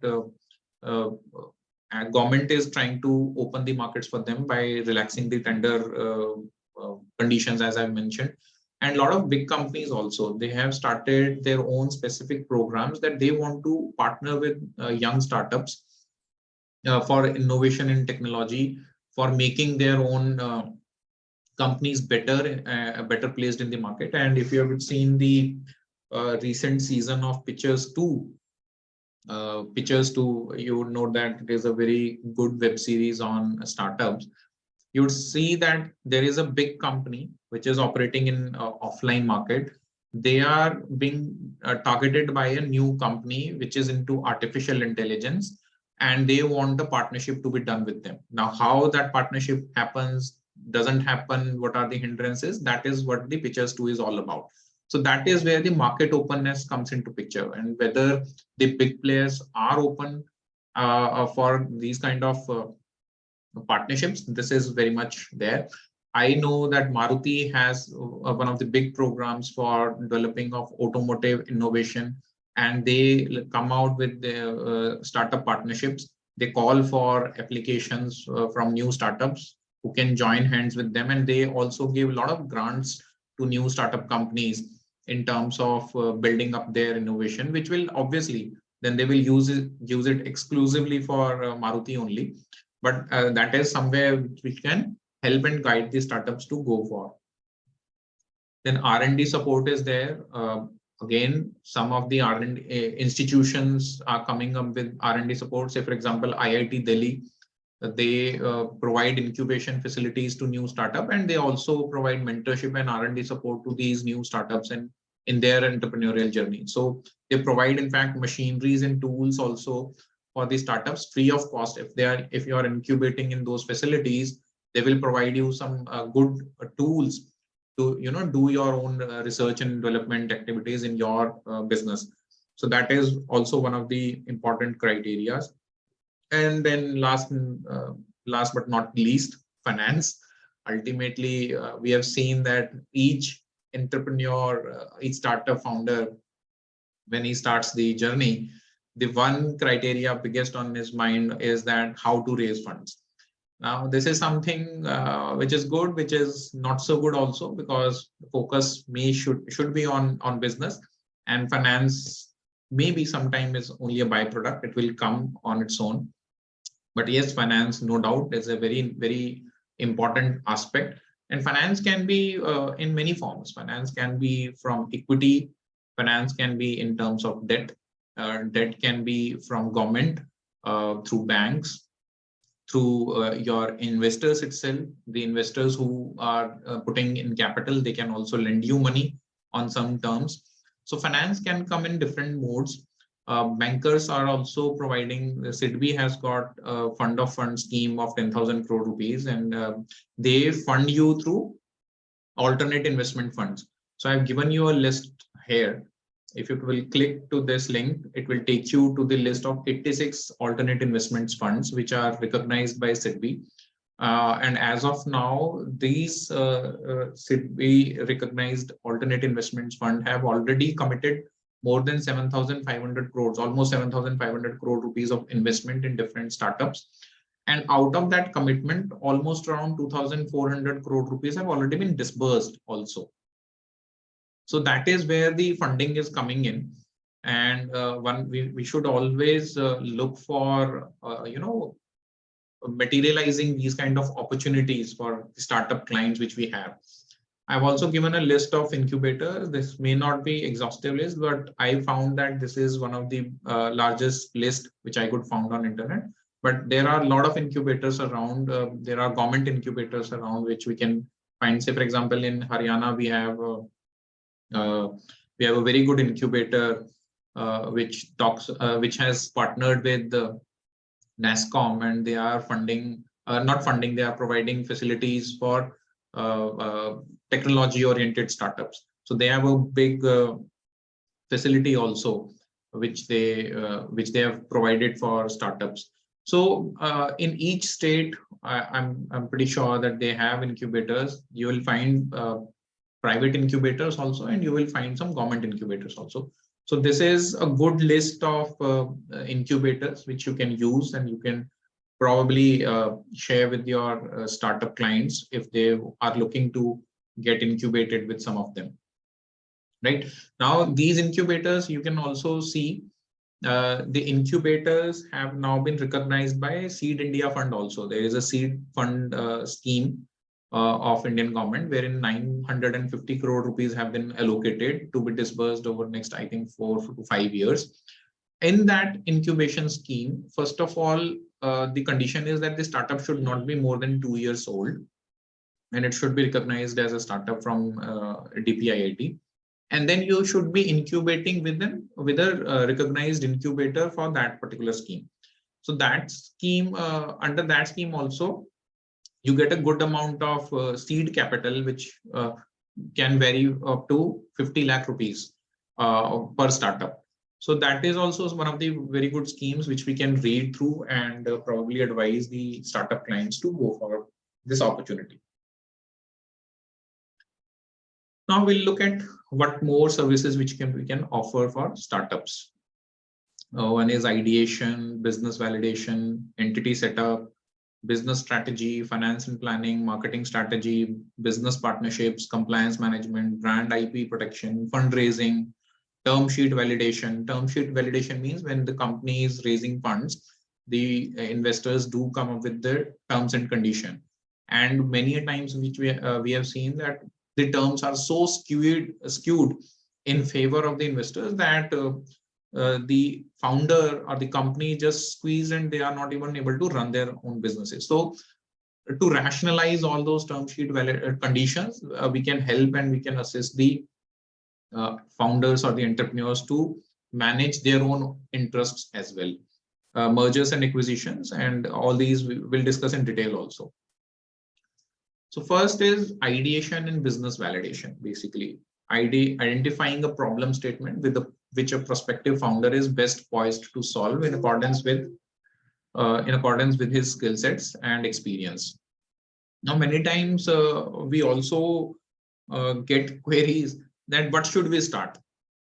Now, this is something which I have heard a lot of times. I mean, some clients will come, they will say that I want to start a startup. I have some funds, but I am not able to decide what should I do. Right now, there also we can help them identify some of the problem statements which they find in their own surroundings, or which we find that according to their skill sets, according to their educational background, or according to their interest area, they are well poised to solve, and how they can solve it. If we have a plan, we can always guide them. It is not that we should write the plan and we should write the problem for them. Generally, there is a solution to it that we generally, what the educational institutions say, that just look around in the newspaper.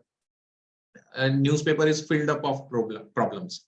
All the newspapers will have some problems or the other problems, and we can just highlight to the person, list down all the problems which you find out in a newspaper, say for example, for a couple of days, for a week's time. Then obviously when they have listed down all the problems, there will be almost 80 to 90% of problems will be there which he cannot do anything about. So those problems are removed. Then there will be a list of very few problem items which are something where the person can do something. Out of them also, somewhere the problems will be filtered out that, okay, this probably requires a lot of capital. Probably I will not be able to invest so much, or probably this will require so many other peoples to help in probably not do well. And then they can filter it down to few of the problems, for example, 2 or 3 problems. After that, then you can decide upon whether out of this problem, something can be done, some business can be built around solving this problem. And obviously all startup, whenever you go for any kind of startup pitch, even in the startup registration, the first question that is asked is, what is the problem you are solving and how you are solving it? So that is where you actually need to write down the problem which you are solving and how you are going to solve it. So that is where we can help them around. We can do some industry research for them. We can find out whether there are competitors in that particular segment or not, whether those competitors are doing good or what kind of challenges they are facing. So all this kind of information will help the client to understand whether they are in a position to start a startup or whether it is good for them not to do anything. Or not to go into this particular space. Then we can discuss the potential solutions of the problem statement with the founders and assist them in identifying a workable solution. And workable solution means a kind of business, whether it will translate into a good business or not.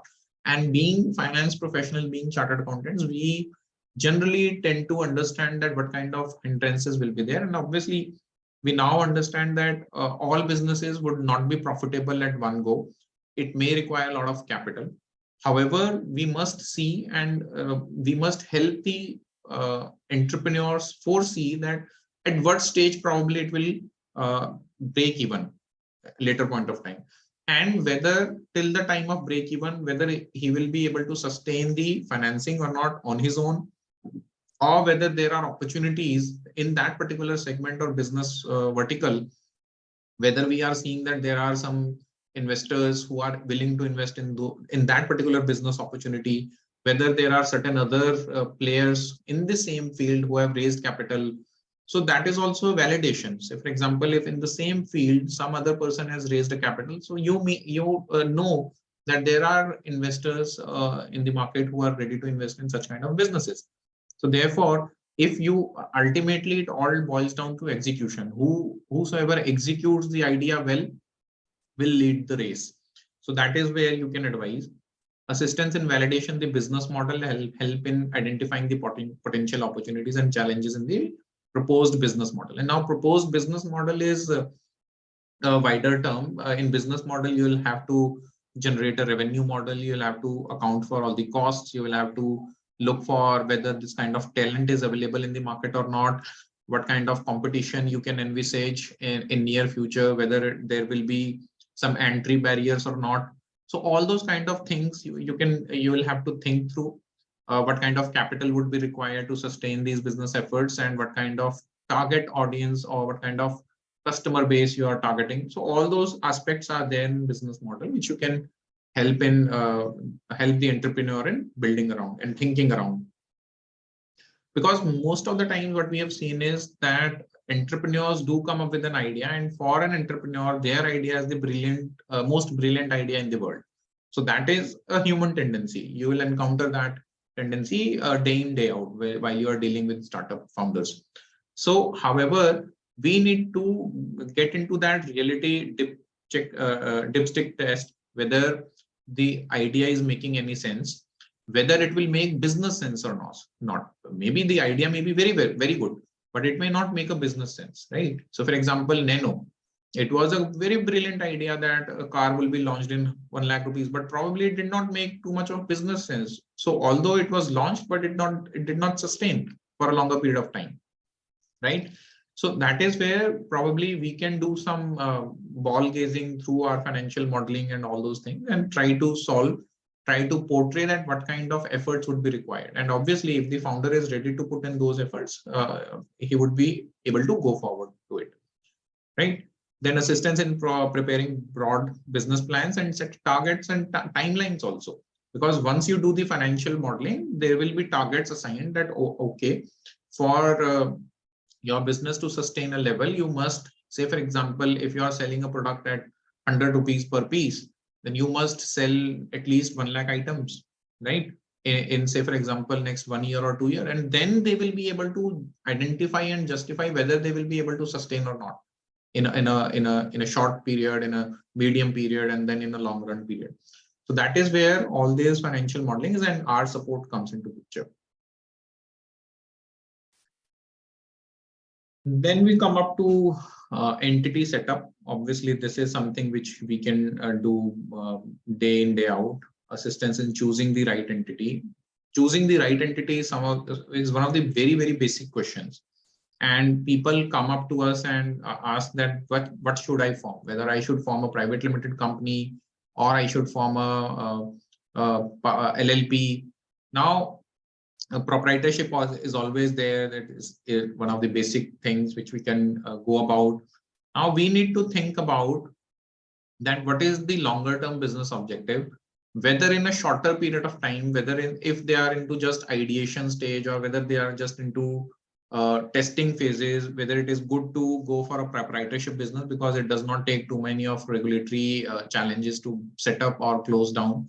And once we are past the basic testing or market acceptance test, then probably we can tell the founder to gradually move to a corporate entity wherein they are able to raise funds. Or if we know that in the setting up phase itself, it is going to take a lot of capital investment, it is a lot of probably at the ideation stage itself, you may require some investors to come in, then probably the proprietorship model will not work.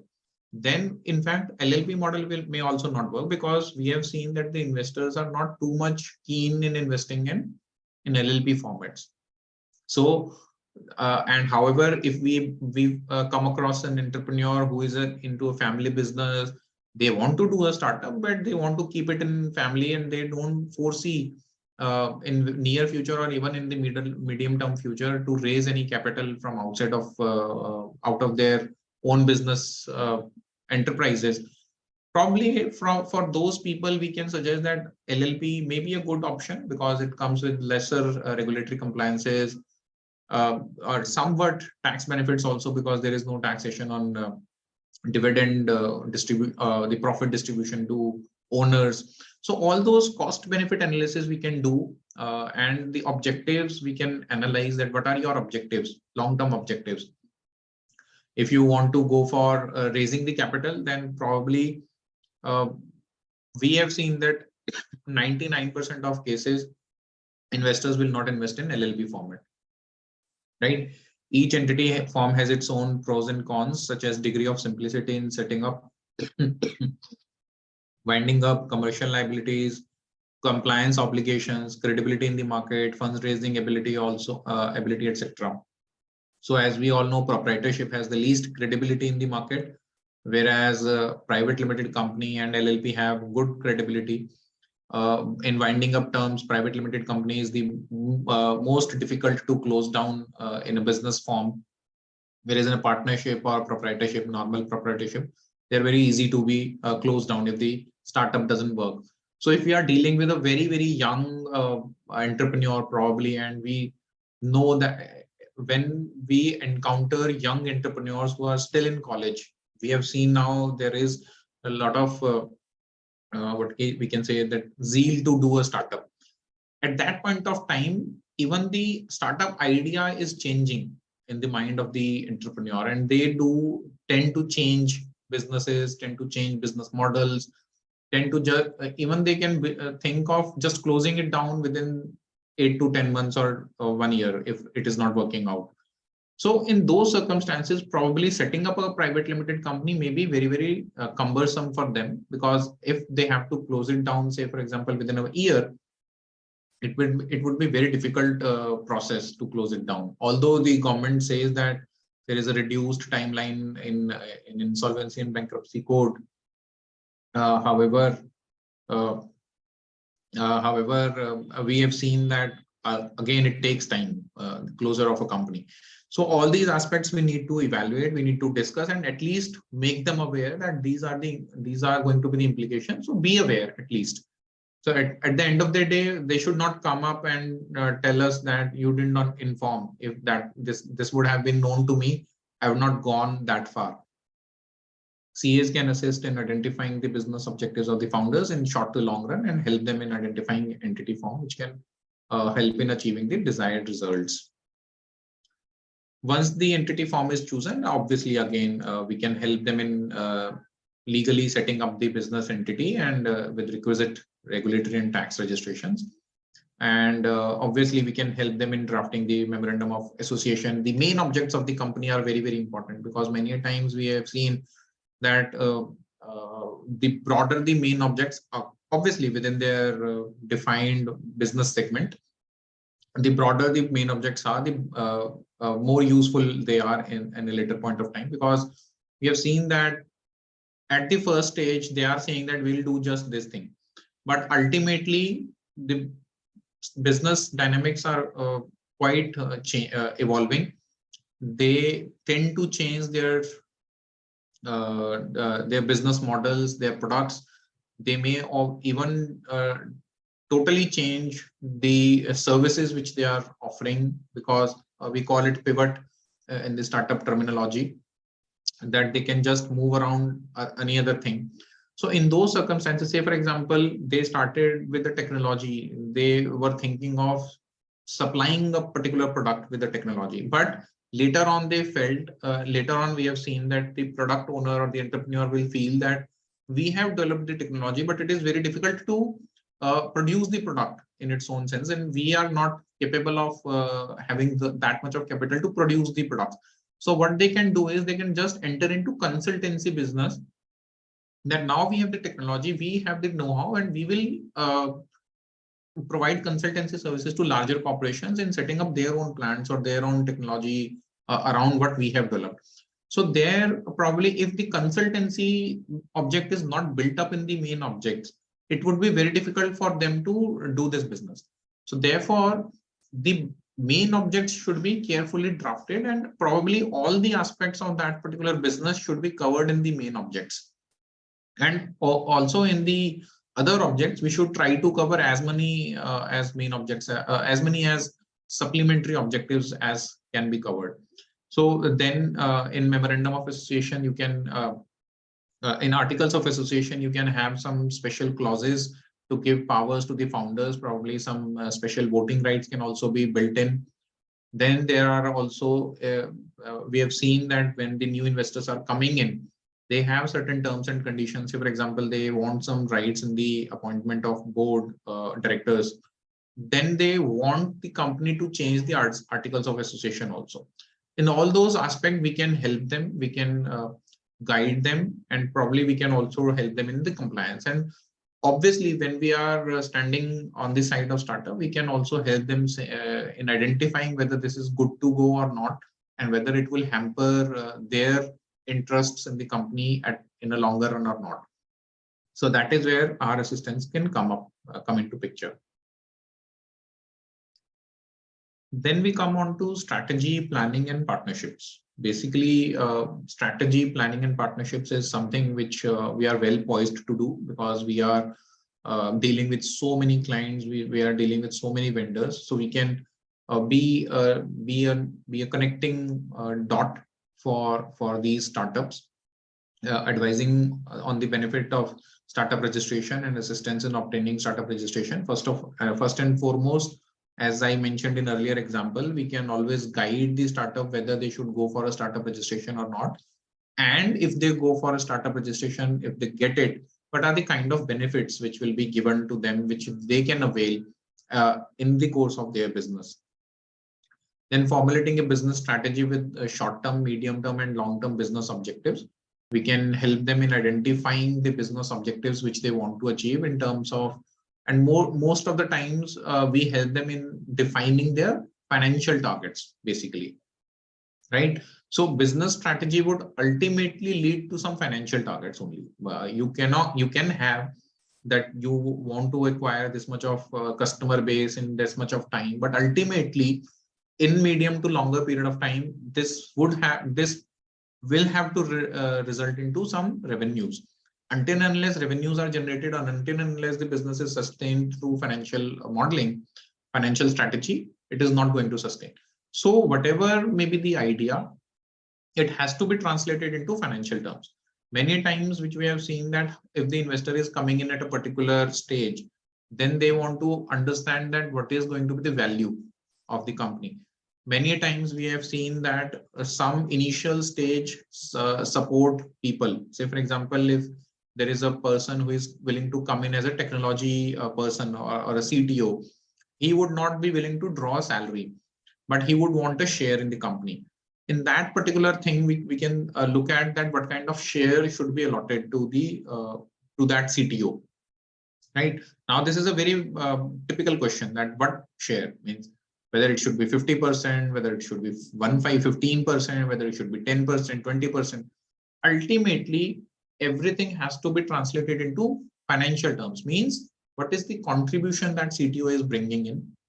There are 2-3 ways of defining that. Probably if the salary that person would have drawn, say, for example, for 1 year, 1.5 years, if a person draws a salary of that much experience, we can translate into money terms, and that can be treated as an as an monetary investment, and according to that, share can be given. The other thing is that what is the contribution it is bringing to the company. So we probably may not have required such an experienced person, probably, right? So if I'm running a business, I could have also hired a person who is just 5 years of experience, and he would have also done similar kind of work for me. Probably I would have done the same job with much lesser kind of experience and much lesser kind of salary.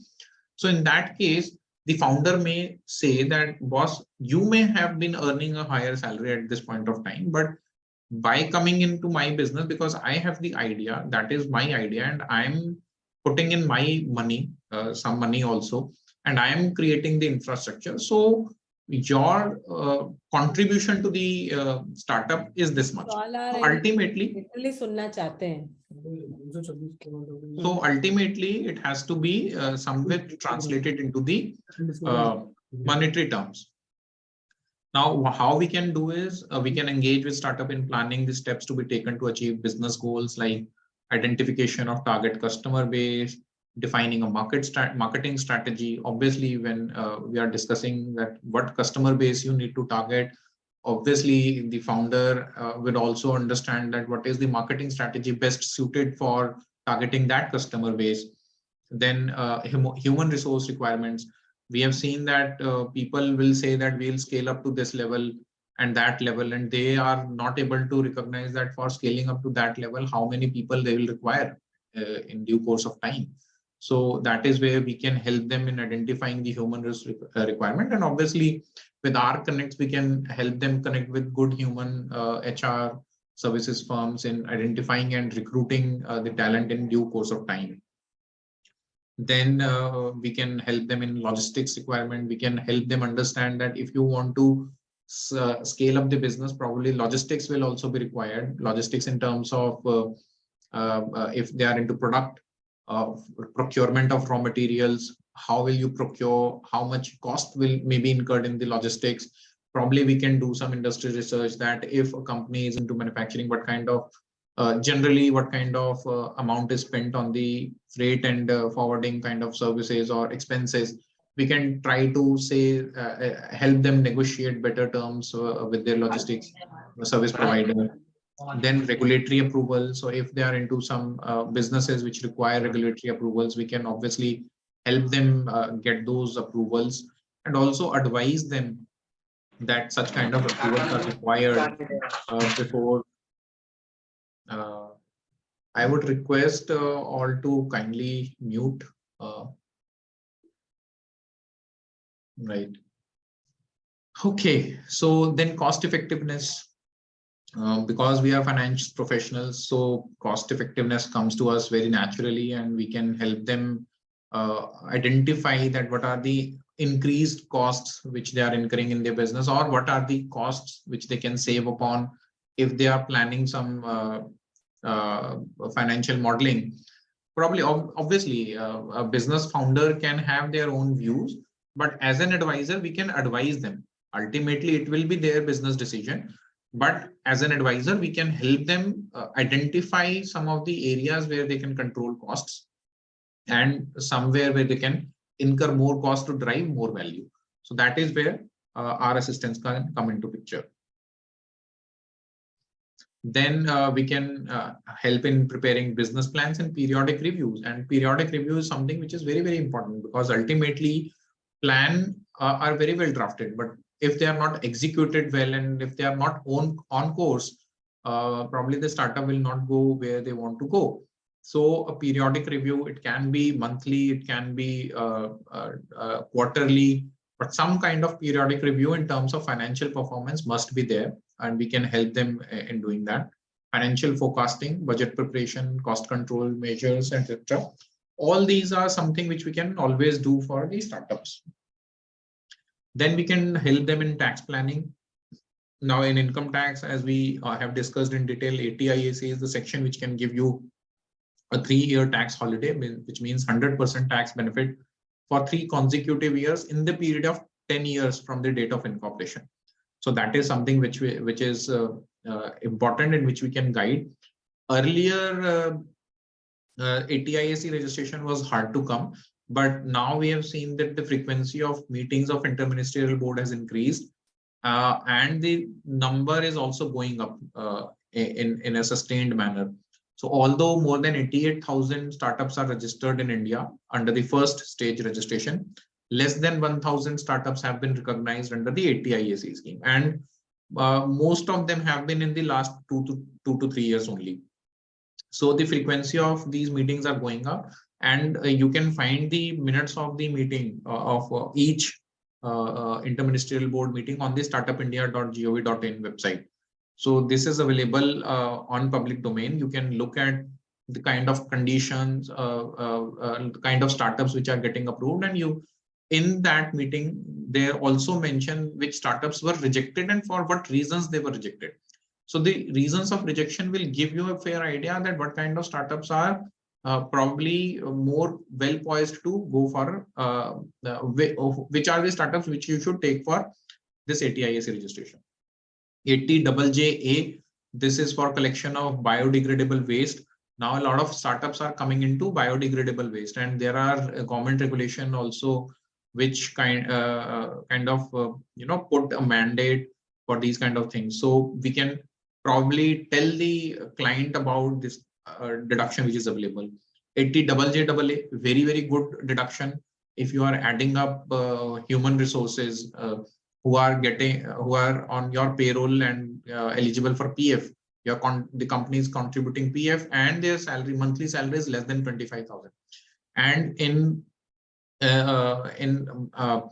human power centric kind of companies, this kind of benefit can be very huge. We were dealing with one of the clients who was into supplying software professionals, very early stage software professionals, kind of personnel to some other companies on payroll, manpower supply kind of basis, and they were not even aware that 80JJAA kind of deduction is available. And to their surprise, when we calculated the tax benefit, each year's tax benefit was more than 1 crore rupees. So you can see that how much of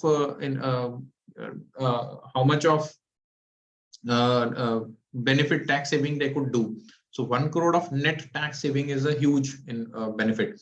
And obviously for new startups, if they are registered in PF, if they have some scaled up beyond that level for which they are registered with startup, and if they are employing people who are earning less than 25,000 rupees, it's a very good deduction. Then 115BAA, the 25%, the base 25.17% rate criteria. 115BAB, manufacturing entities. This is a very good section wherein you can claim a 15% tax benefit. Last week, I was sitting with a senior professional, a chartered accountant. His son has started a manufacturing entity, and I asked them whether you have registered a new entity or you are working in an old entity. And he said that we already had an entity in our structure, so we are using that. So ultimately, it is a new manufacturing setup. They were not into this business, but they just used an old entity for housing the new manufacturing facility, and they have given away this BAB benefit. Now, these are very small things. If they would have started a new entity for manufacturing business, they would have claimed this startup benefit also. They could have claimed the tax benefit also at a lower rate, right? So BBF, this is a patent regulation wherein it says that if you are a patentee company which has got an original patent in your name, and if you are earning royalty income from that, you will only be required to pay 10%. Obviously, that comes with certain conditions that no deduction or allowance will be claimed. But ultimately, if it is a patent, probably you are not even claiming some expense at the time you are earning the revenue, right? Royalty revenue. So these kind of tax benefits which we can advise to them, and obviously in terms of capitalization of expenses, capitalization of brand development expenses or software development expenses or website development expenses, all those kind of things wherein we can help them, in advising whether it is viable or to capitalize or not. And let me just give you one instance that if we are capitalizing website development charges, website development expenses, wherein we are dealing with some of the clients.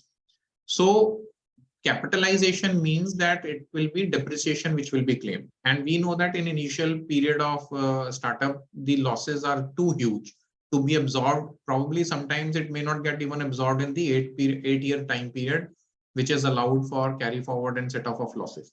Whereas if the amount is capitalized, obviously you'll have to see whether it is capitalizable or not. But if it is capitalizable, and if it is capitalized, the depreciation can be carried forward to an unlimited time period. So if the startup is not aware, if they just keep on debiting all the expenses to P&L account, even though it could have been capitalized with proper due diligence or proper guidance, they will be losing some benefit which could have been available to them. So that is where our guidance can come into picture. And then in GST, output and input tax credit management, export benefits, there are so many conditions which are linked to claim of input credit.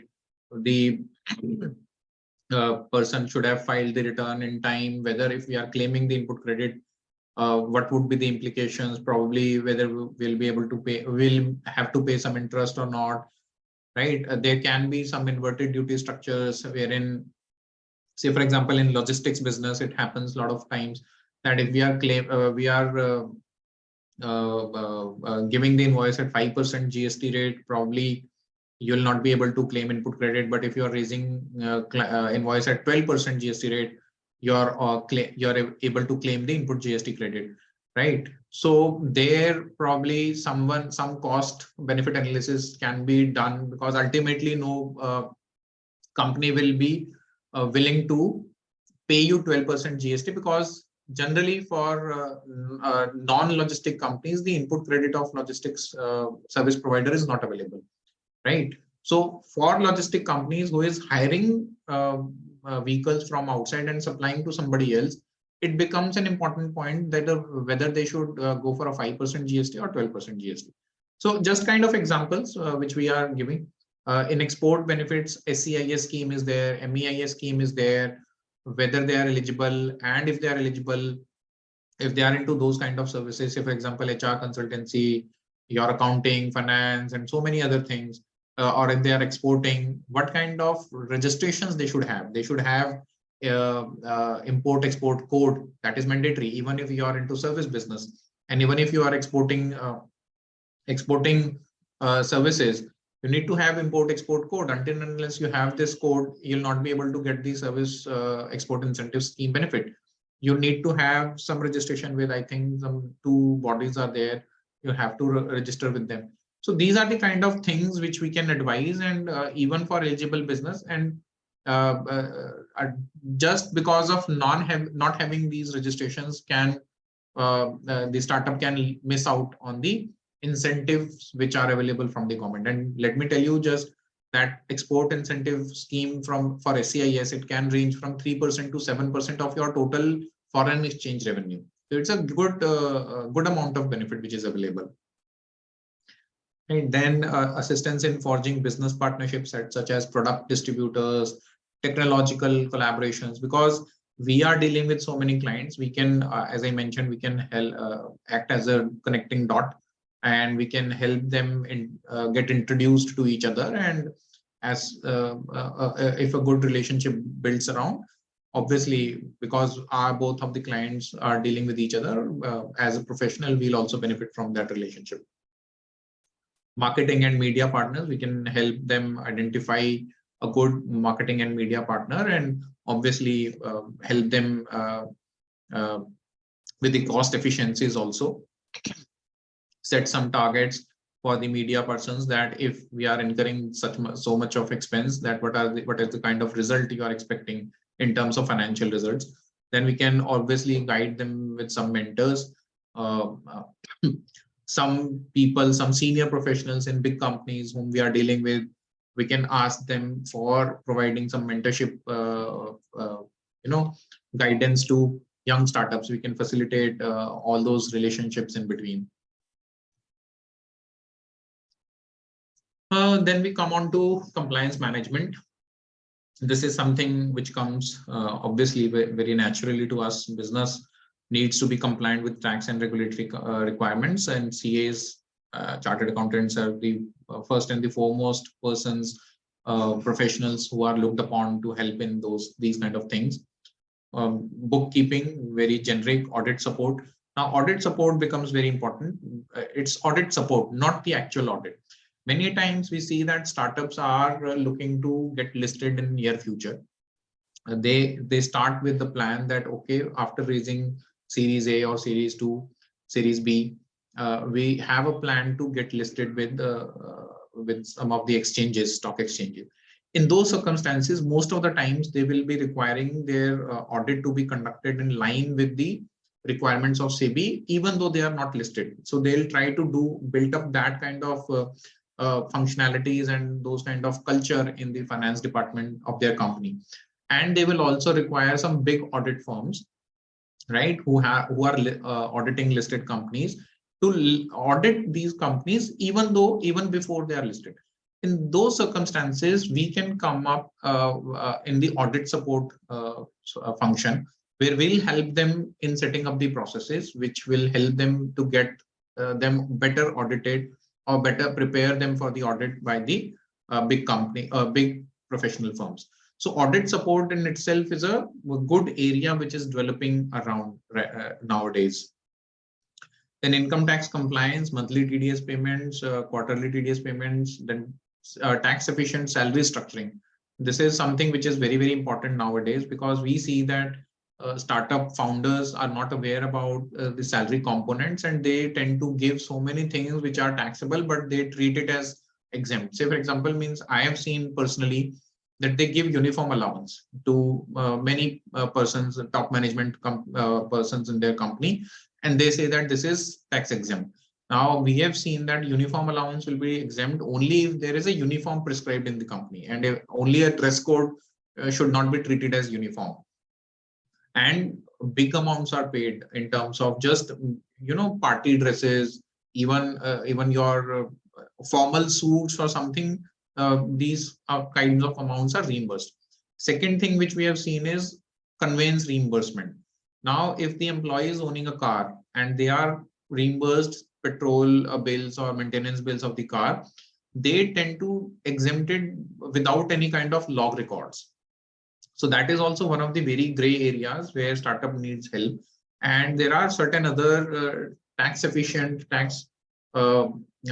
basically components of salary, or even not components of salary, some other aspects wherein compensation can be given to the employees, but they are not aware that how to structure it. So that is where we can come into picture, and we can define a good salary structure for the startups. Then GST compliance is input credit reconciliation. It is a very, very big challenge, and most of the times we are seeing that because there is lack of revenue in the initial stages, the input credit keeps on piling up. So until and unless input credit is reconciled with the books and the invoices, it would be difficult at a later stage to claim that. And many times it happens that if the input credit is not claimed properly, you will lose out on hard cash. Monthly GST payment, monthly or quarterly or annual GST returns, etc. And these are all areas where we can support. Then regular tax planning according to the business model of the startup. We have already discussed some of the planning opportunities earlier. Then secretarial compliances with corporate laws. This is also very, very important. If we are into LLP or we are into company mode of an entity setup, we must be very, very careful about what kind of laws are applicable. In one of the clients, they took a loan from the investor also. So the investor was also putting in a loan, had also put in a loan, and which was convertible into equity. So I think there is some requirement that you have to report it in some form that you have taken a loan. And if you have not reported it within the prescribed timeline, you have to take a central government approval. So ultimately, I think that there is a clause in company law which says that if it is a convertible instrument, if there is an option of converting it into equity at a later point of time, you have to report it.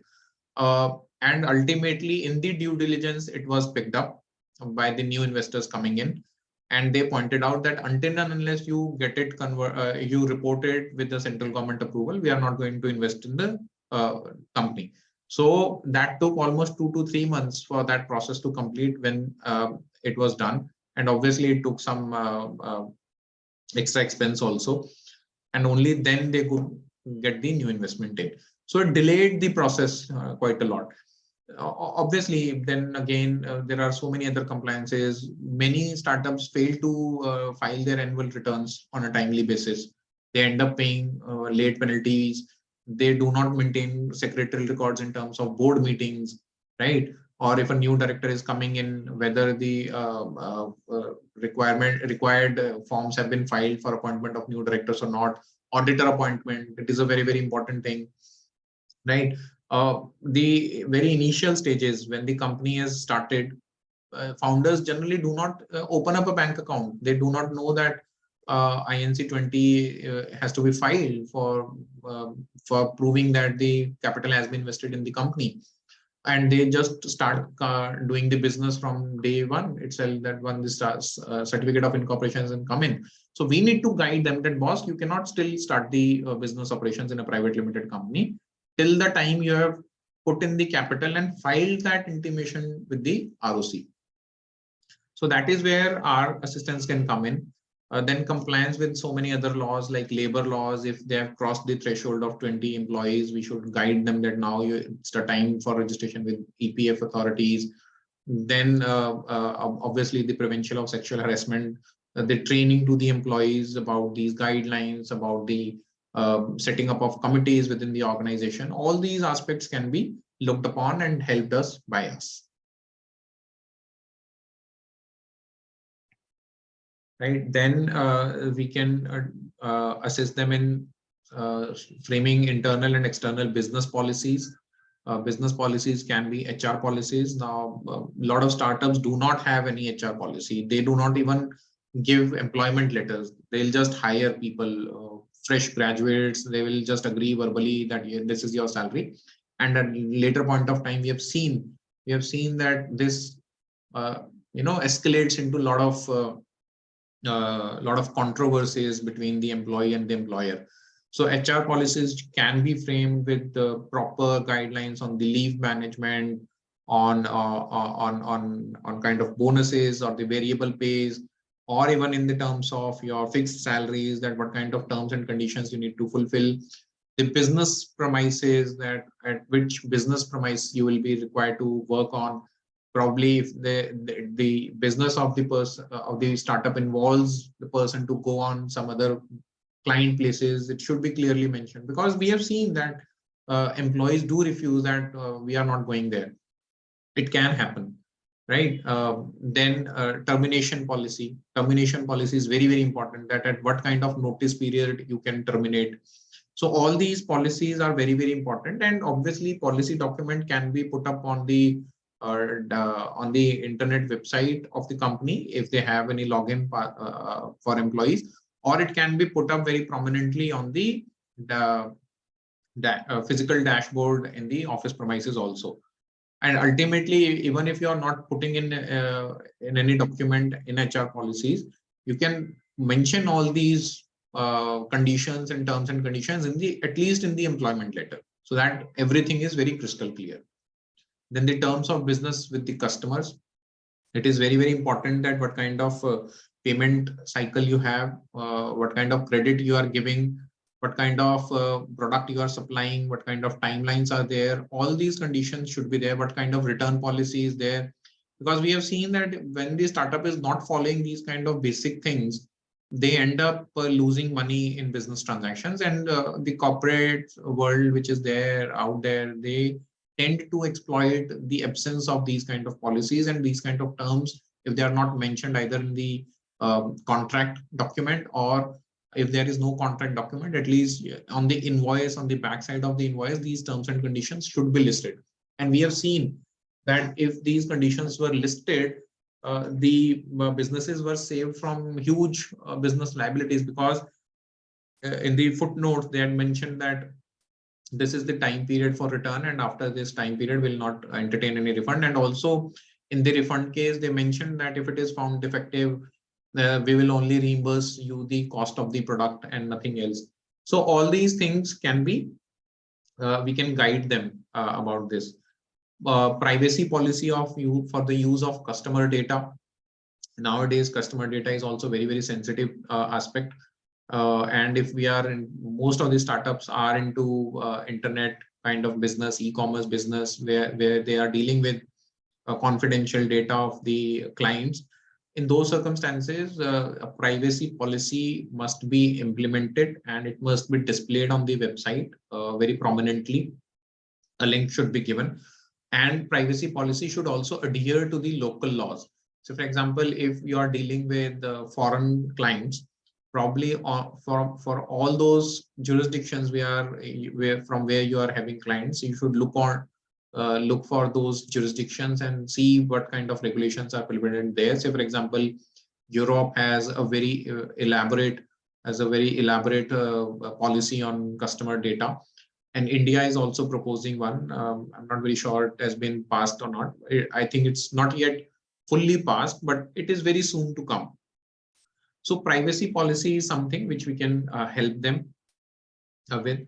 Then sales return and refund policy, vendor verification policy. We can have some, we know that nowadays in income tax and GST also, we must have proper documents of the vendors, or the to claim the expenses, we must have proper documents.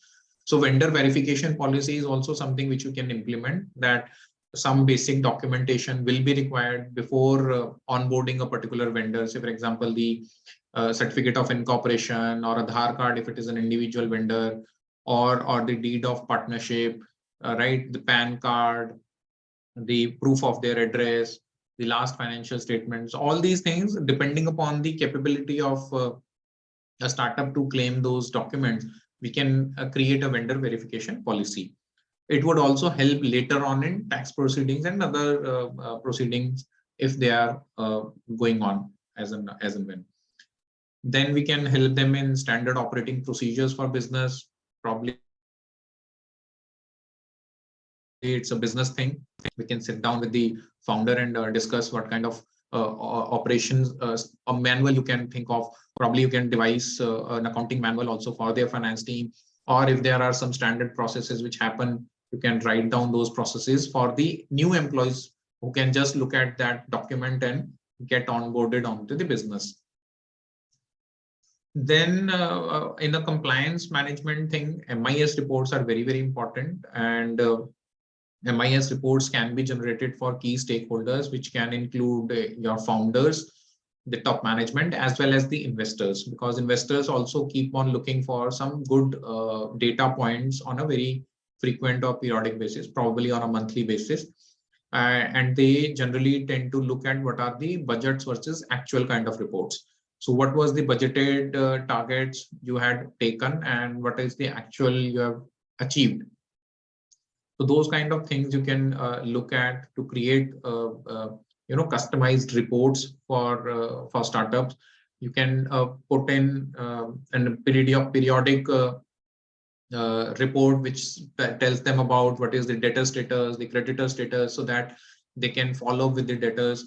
What is the growth trend in the growth in the revenue, and what is the trend in the costs, right? So all those things will help the founders or the investors in better managing their businesses and their investments, right? So this is something which we are well poised to do, and we should grab. And in fact, we have seen that probably sometimes we may not get a good fee in terms of regular compliance, but while we are preparing these value-added reports, we can get good amount of fee also in these kind of value addition, because ultimately this is helping the founders to manage their businesses well. If we can give them good trends, give them good ideas about where to control costs, and if it saves them money, they would be happy to pay us, right? Similarly, in terms of investor interaction, if we are helping the founders and the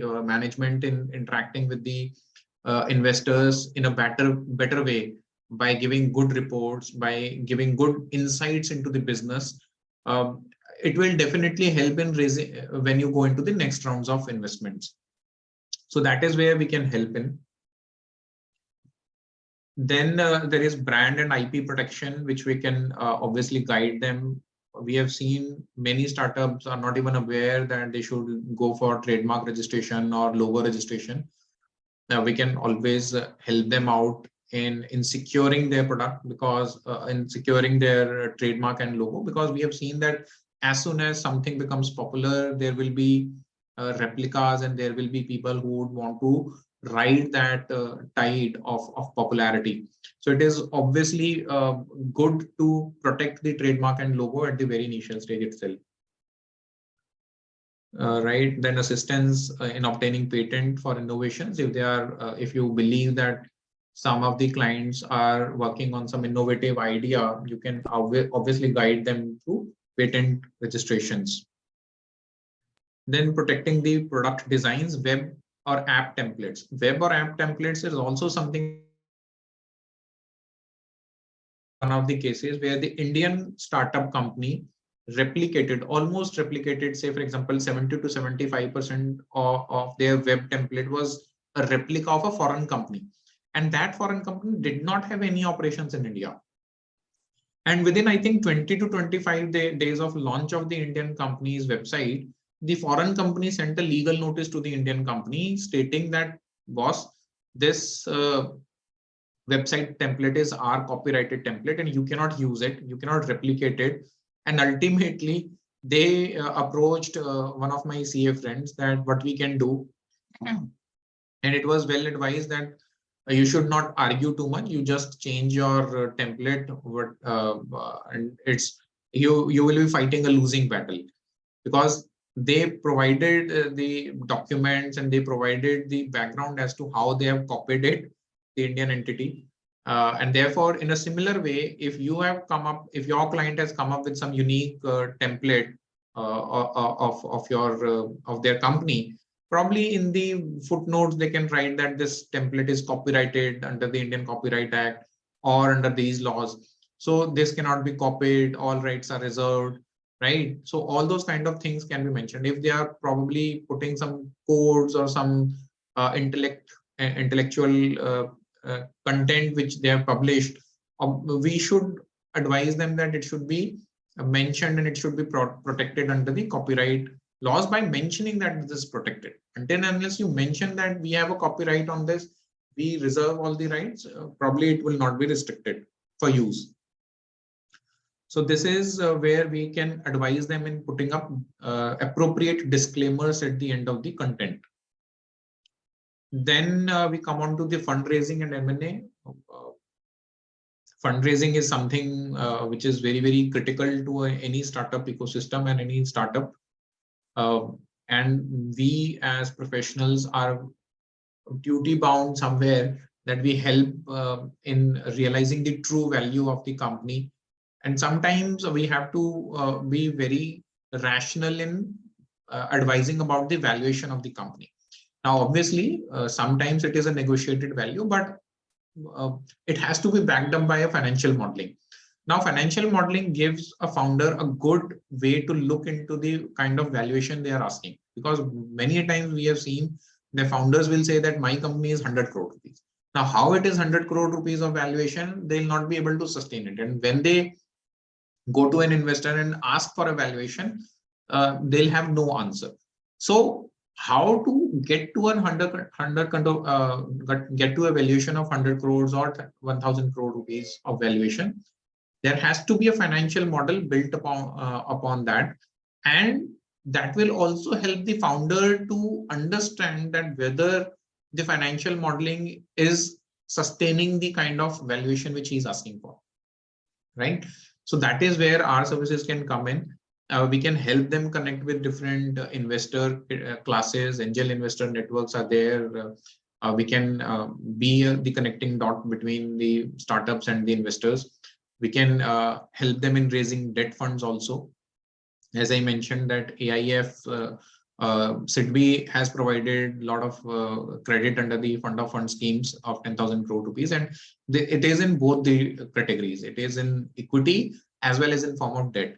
And then there is some other schemes, as was mentioned in the earlier session, of Mudra scheme and so many other schemes, wherein small startups can get some funds.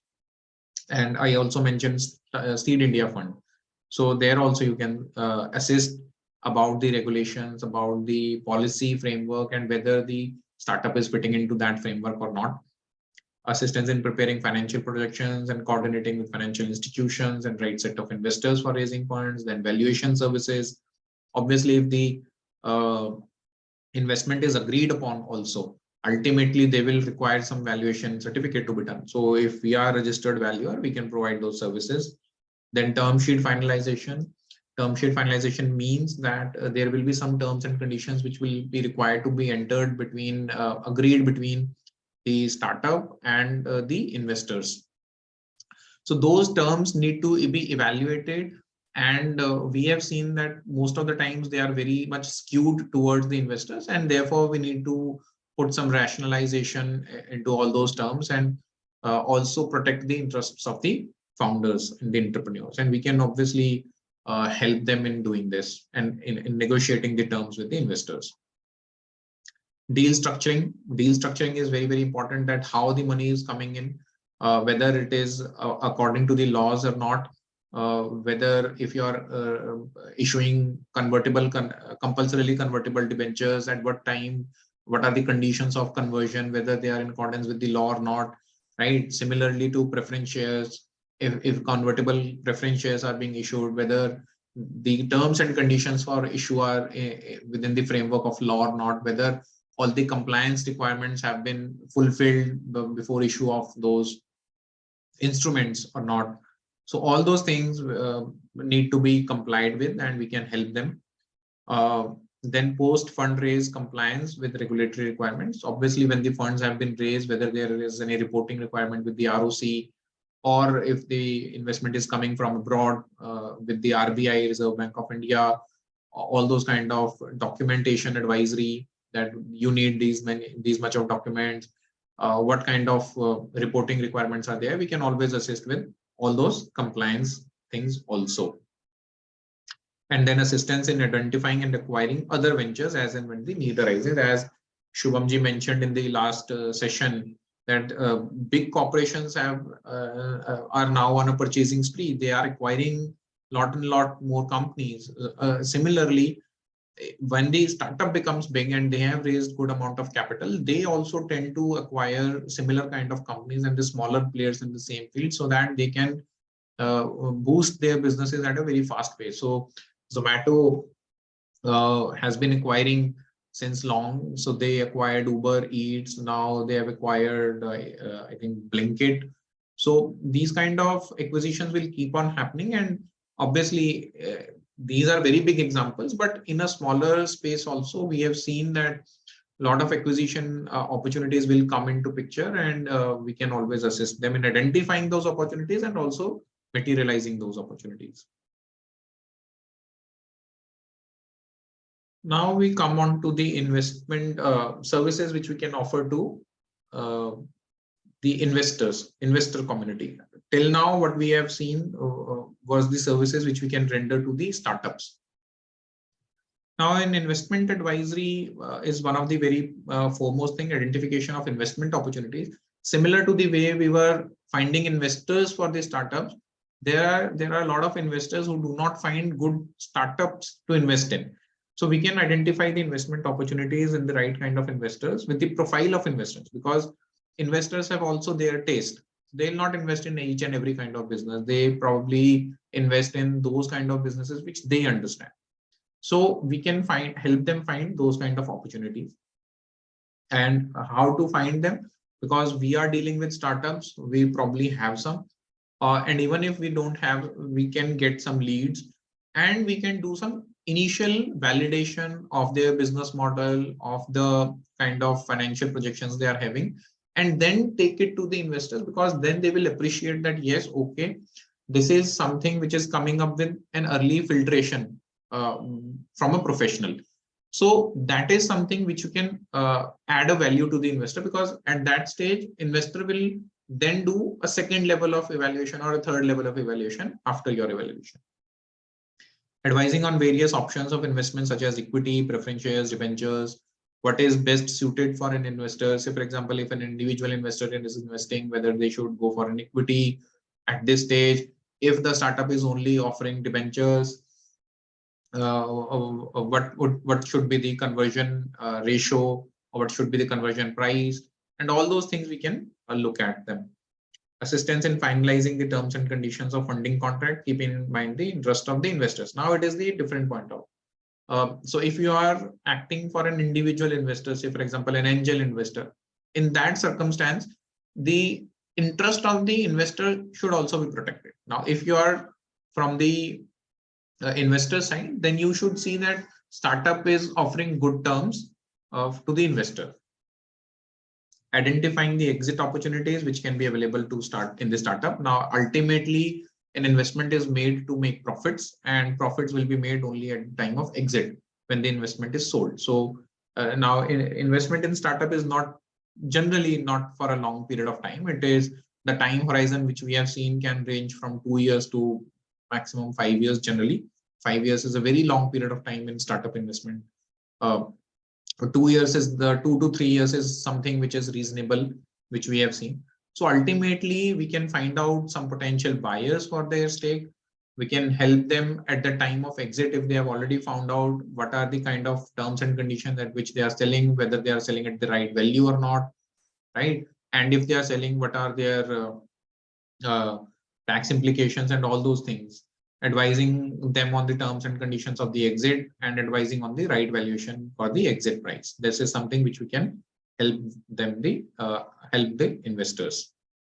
Then due diligence, vetting the business plan and the financial analysis submitted by the startup. This is something which is very, very important. Conducting the financial and tax due diligence on the target entity, which can include review of various aspects like what are the key business drivers, whether the key business drivers which are being projected by startup are viable or not, whether they can be sustained in a longer period of time or not, dependence on top clients of revenue. We have seen that startups will come up and they will say that we are doing 30 crores of revenue. However, 25 crore of revenue would be coming from just 1 or 2 clients.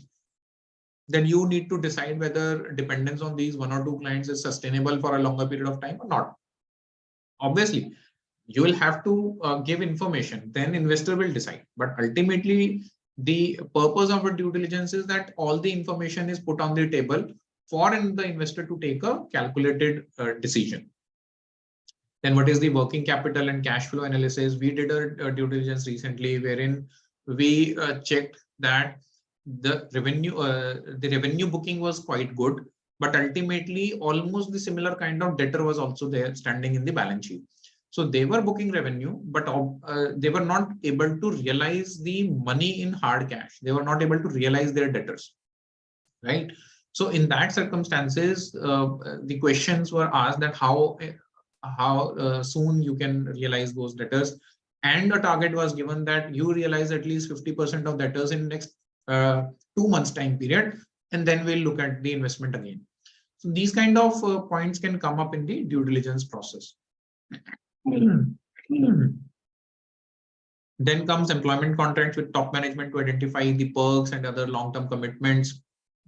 You can review in the due diligence process that what are the kind of employment terms which have been agreed with the top management. Say, for example, some of them may have come with a condition that if an investment round comes in, they will get a huge bonus. So probably the investor will not like that kind of clause because most of their investment will go away in employee bonuses. So generally, these kind of terms and conditions need to be identified for before an investment is made. Net debt situation, what is the debt? Because many times we have seen that the investors, the original founders will put in a lot of debt into the company. Now, what will happen, what may happen is that if they invest, the founders have put in a lot of debt, and if a new investment round comes in, they will first pay off their own debt. Now, in that situation, most of the investor community people will ask that you should ask the founders that please convert this debt into equity. So what is the kind of net debt situation, whether your investment is going to be used for releasing the debts or not, is something which can be looked upon. Then the tax compliance, whether they have taken aggressive tax positions, whether they have got good documentation for claiming tax expenses or not, right? Whether they have maintained salary records or not for past years of existence, and what kind of exposures do they have in income tax and GST. And this is a very, very important aspect because you don't want, the investor doesn't want to lose their money in tax litigation or tax bill payment. Then there is monitoring of startups. Once the investment has been made by investor, you can obviously as I mentioned earlier, from a startup point of view, also you can better project the MIS reports for investors, and investor can also appoint you to have a regular look at the financial statements which are submitted, periodic financial data are submitted by the startup, because many times it may happen that startup is projecting a rosy picture, but when we as a professional look at those numbers and we ask them hard questions, a real picture can come out. So obviously all those regular monitoring can be done, regular reviews of status of statutory compliances by investee company can be done. You can be an overseeing person who looks about the regular compliances, whether they are being fulfilled in time or not, right? And if there are any red flags, if you are seeing that constantly on a repeatedly basis, there are violation of timelines and repeatedly the compliance is being delayed, probably you can flag it off to the investors. Business review of investee company in respect of periodical financial targets set by at the time of investment, whether those investment targets are on track or not. Interaction with the management of investee company for exploring right exit opportunities for the investors, right? Ultimately, timing the exit is also very, very important. And by interacting with the management of the company, we can gauge that whether it is on the right track, whether it is the right time to exit. And if there is any opportunity which is coming in, say, for example, investment, the founders are in talks with some bigger company for raising a new round of fund. So probably in that fundraise round, some of the earlier angel investors can look to exit. And it happens when the big VCs and PE funds are coming in, they tend to invest some money into the company, and they also tend to give exit to the early investors also. So that is something which we can get to know if we are regularly interacting with the management of the company. Then tax management, obviously, when the investor is exiting, they can identify what is the, when they are investing, what is the right structure to invest, right? Setting up the right investment entity structure. If they are investing in multiple startups, if they want to pool funds, say, for example, if some of the investors want to pool funds, if it is a family business office, whether they need to incorporate an entity to put in the investments, route their investments, right? So all those structuring can be done by us. We can give them some cost benefit analysis, some tax analysis at the initial stages, that if you invest through this structure, what are going to be the costs at a later point of time. Then advising the investor on potential tax exposures on rendering services in lieu of shares to be allotted by a startup. It can involve income tax as well as GST issues. So for example, I mentioned that a CTO is coming in for free and they want some stocks to be given to them at a later point of time. Now, whether it is covered under the ESOP policy or not, or it is just an agreement between the founder and the new CTO or the new co-founder who is coming in. So whether that amount will be qualifying as, say, for example, as a professional fee for the services rendered or not, whether that should be liable to GST or not, all those aspects need to be seen. We have seen cases of phantom shares being agreed. Phantom shares are not ESOP. Phantom means some imaginary stocks which will be given, which the founder agrees that will issue you those shares, and even it is not an ESOP plan, because this is agreed with just 2 or 3 main persons of the company. So in what mechanism they are going to be issued, whether there is a legal way to issue those shares or not, whether the value at that point of time, if say, for example, the founder has agreed to transfer those shares at the face value, whether there will be any challenge from the income tax point of time, because if it is at less than net worth of the company at that point of time, the seller, the transferor, as well as the transferee under section 50 CA and section 56 will get taxed. So all those implications which are something which we need to highlight to the investor so that they do not end up paying taxes at the later point of time. Advising the investor on appropriate tax implication at the time of exit from a startup. So this is it from my side. And I think we have some 8 to 10 minutes for any queries which we have. So Saurabh ji, I would be happy to take queries now.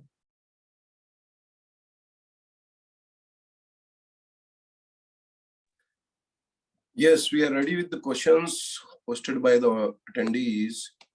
So we'll take few questions on a Sure. selected basis. So Nilesh is asking that the business who does not have innovation in the business, but the execution in supply chain is very unique. Can it be defined as a startup?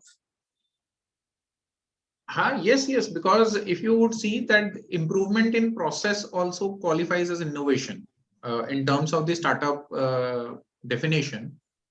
So process innovation is also something which is listed as an innovation. So if you are doing some execution in a unique way, if say for example delivery is what it is, a logistics kind of business, but they have built in new processes, they have scaled up that business in such a way that they can track each and every consignment in a unique manner. So probably if you are kind of improving the existing traditional processes in the market, you can very well claim that you are doing some innovation. Yes. Now Pankaj is asking that if a startup is DPIIT recognized startup, they filed Form 56 for getting benefits from Section 56 subsection 27B in financial year 2021 to 2022. However, shares have been allotted in financial year 2022-2023. Do they require to file Form 56 again in financial year 2022 to 23? I think they are talking about Form 2, which is filed under Section 56 with DPIIT. Form 2 is the name of the form. Yes. So it is required to be filed only once. Okay. Once. Even So once you have shares filed have it, been it is allotted in filed it. forever. Yes. And please ensure that once you have filed it, you will receive a mail from DPIIT that your form has been accepted and now you are recognized as a startup for the purposes of Section 5627B. So that is something which you are also required to file in your income tax return. Because if you would see that there is a special what I would say schedule for startups also, then they ask you whether you are a recognized startup or not, and they will ask you the date of recognition. So the date of mail which you receive, you'll have to put that into the schedule that on this date you received that approval under Section 5627B. So this is for once for all, not required to be filed on an annual basis. Yes. So now Akash Kudale is asking if one startup get registered for exemption but not started business for 1 to 3 years, whether exemption is still available from 4th year onwards. Is there any other lower turnover limits? Sir, I didn't get it. Registered for what? If one startup get registered for exemption but not started business for 1 to 3 years, okay, and whether exemption is still available from 4th year onwards, is there any lower turnover limit also? So if you get the registration under 80 IAC first, means exemption registration is under 80 IAC, right? And fortunately, if you get this registration without starting the business, because in our experience, what we have seen that they do not give registration to businesses who have not started, right? But say, for example, for argument's sake, you get the registration because your idea may be so wonderful that interministerial boards is convinced, and you start your business from, say, for example, 4th year, and you start earning profits from 5th year. So from 5th year onwards, you can claim the exemption till 7th year, 5th, 6th, and 7th. So till the time of 10 years, you can choose any 3 consecutive years if you are registered under 80 IAC. Is it clear, Saurabhji? Yes. So now, once again, another attendees is asking, kindly throw light on why specifically 2014 has been taken up base year instead of 5-year or 10-year baseline for our better understanding, please. 2014 means? Especially for base year instead of 5-year or 10-year baseline. Such kind of, I don't think so it is relevant to your presentation or not. I'm not sure, means I have not taken 2014 as base in any of the slides. Yes. Reconstruction of company, how does the startup funda work? how does the startup funda work? Say, for example, sir, if you are into some manufacturing business, say, for example, right? Now you come up with some new process development in your existing business. But for doing that innovation process, some new process, you set up a new company. The founder, the owner of the old company sets up a new company. And then what he does is, say, for example, he transfer employees from the old company to the new company. He transfers some of the plant and machinery from the old company to the new company. He transfers all the processes on some clients also from the old company to the new company. But he is doing some unique work in the new setup, which has been established just to take the benefit of the startup India benefit. So that is where the reconstruction and splitting up will come up. And then government will ask you that you were already running this business in this company, earlier old company, and then why have you set up this new company? And if the purpose is just to claim the startup India benefit, they will reject it. And as I mentioned that the minutes of the interministerial board are available on Startup India website, please go through them. And you will find a lot of such instances where they are saying that it is a reconstruction business and therefore it is rejected.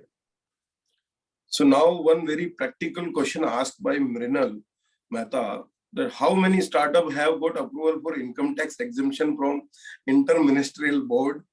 And we know that very few startups got the exemptions.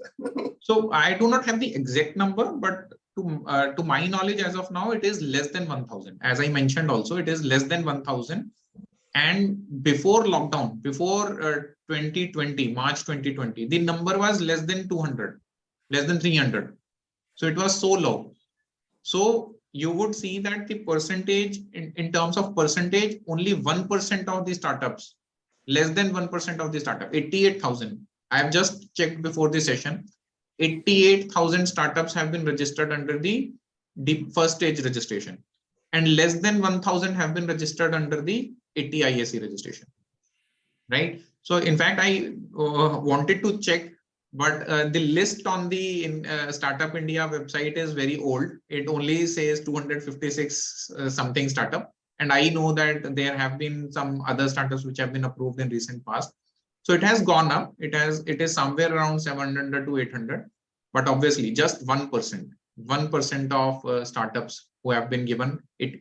And there is a logic behind it. See, government wants to give incentives, but they are also aware that once a startup gets registration, they will tend to have income from all sources. All sources means whether it is related to their business or not, they will try to source income and then claim exemption. So they are very careful, income tax department. Now, I would also tell you that there is a change in the process. Earlier, this was only DPIIT and this interministerial board interacting directly.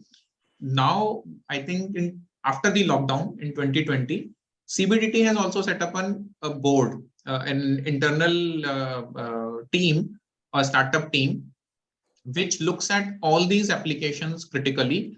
And first, what you do is you file it on Startup India website. First, it will be evaluated by the Invest India team, DPIIT team, and they will only evaluate the documentation part of it. I am talking about the 80 ISE registration. Then once they feel that the documentation part is okay, they will forward this application to a startup team in the CBDT. Then CBDT will critically examine it from their own standards, because ultimately the CBDT is the key stakeholder, because they are providing this exemption. So they will examine it critically, and once they find it appropriate, then they will forward it to interministerial board. And in the interministerial board, you will only find those companies mentioned which have been forwarded by CBDT. And in the minutes of the meeting, you will find whether it is accepted or rejected. Which have been rejected at the level of CBDT itself, you will not find it anywhere. Understood, sir. So with this, we are here to conclude this session. And Anshul, the session was really wonderful, great in terms of knowledgeable and highly in depth for all the attendees.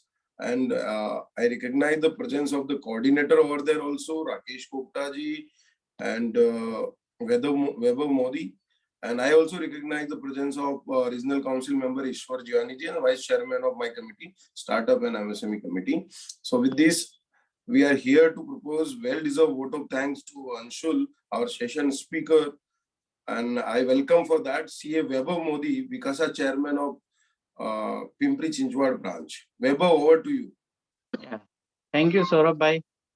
Thank you. This session was very wonderful. Good evening, everyone. This is CA Vaibhav Modi, Vikasa Chairman of Pimpri Chinchwad branch. I would like to share vote of thanks on behalf of WIRC as well as Pimpri Chinchwad branch. I would like to extend a very heartily vote of thanks to the honorable faculty who has blessed us with his presence and took out a valuable time out of his busy schedule to share his knowledge about startup ecosystem. I must mention our deep sense of appreciation for CA Anshul Singhal ji for sharing his experience with us. I especially like the opportunity, like one thing out of this is the opportunity for a chartered accountant in a startup ecosystem, which he has given in a very clean and broad way in such a small time. So the way he has explained the topic is exemplary. As no program can become successful with a single person. So I like to extend my big thanks to all the people who are involved in the process. Thank you for making this event successful with your coordination. Thank you, everyone. Thank you so much. Thank you, Vaibhav. Thank you, Anshul, for joining over here. Now we have very interesting panel discussion with us and all the panelists who have already joined. Souvik, Sengupta and Sandeep, Mantri ji, Ravi, Somani, and the moderator of the session, Abhinav, Jain, and the Deepak, Jain. So one thing I want to mention here, that celebration of a special day like this is really energetic and empowering for all of us. We are here celebrating Startup Day like a knowledge sharing session. So it's really immense pleasure for all of us. Now I welcome CA Rakesh Kopta ji to introduce all our panelists and moderator. Thank you, Saurabh ji. Today our program is how to balance profitability in growth of startup and opportunity. We have 4 panelists. First panelist is Mr. Souvik Sengupta. Souvik Sengupta is the co-founder of Infra Market, a coatis solution company that is rebuilding the future of construction through innovation and technology. Founded in 2016, Infra Market is shifting gear of this highly traditional sector through technology, thereby emerging as one of the fastest growing unicorn in India with the best in class economy and profitability metrics. He is also the founder of Chemical Market and a leading B2B fulfillment platform for chemical by Infra Market. Souvik Sengupta is sharp Infra Market's strategy, vision and transformation agenda, including merger and acquisitions. Souvik served on the board of director for equipment, Shalimar Paints and RDC Concrete. Souvik is a alumnus of IIM Bangalore. He is chartered accountant and he worked with major infrastructure player in the past. Our second panelist is Mr. Sandeep Mantri. Sandeep Mantri ji is the Executive Vice President and Chief Financial Officer. Sandeep leads finance, accounts, admin and travel at Datamatics. He is responsible for corporate finance, accounts, merger and acquisitions, investor relationships, corporate planning, risk management, treasury, taxation, administration and travels. He has rich experience in various areas, including corporate strategy, merger, restructuring, financial planning, etc. He is an alumni of Berkeley, has a School of Business and alumni of IIM Calcutta, a CPA from the American Institute of Chartered Accountant, Certified Public Accountant, FCA from the Institute of Chartered Accountant, India, and Cost Accountant from the Cost and Works Accountant of India. Sandeep ji has more than 22 years of professional experience, out of which for 12 years he played a key role as a CFO and controlling. Third, our panelist is Mr. Deepak ji. Deepak ji leads financial planning and drive PR and ERP transformation at Zepto. In his last stint, Deepak was handling finance and corporate strategy at Messrs. Bector's Food Specializers Limited and lead initial public offer with 200x over subscription. So it's very great achievement. He has experience in matters covering financial planning, supply chain planning, investor relationships, working capital management, etc. Deepak ji is a chartered accountant and company secretary with 15 years of diversified functional and industry experience. He also completed the leadership program at the Indian School of Business, Hyderabad. He has also been awarded the prestigious CFO Next 100 Award for Excellence in Merger and Acquisition organization by CFO India. Our fourth panelist is Mr. C.A. Ravi Somani ji. He is a dynamic and intelligent young chartered accountant practicing in Ahmedabad who appear to make a difference in the society by easing out work through automation. He not only delivers speeches but even practice IT solution for professional and businessmen. His major contributions are in the various fields like speech on IT solutions, automation structure formats, automated COVID vaccine booking, enabling real-time booking of slot on COVID website in fraction of seconds. He is providing forensic audit report and due diligence support to banks seeking background checking before lending anything. Automation filing up of various forms available on government portal like incorporation forms on MCA website, reducing and the time and taken by professional enhancing system, synergy, etc. These are our four panelists. Our moderator, CA Abhinav Jain ji.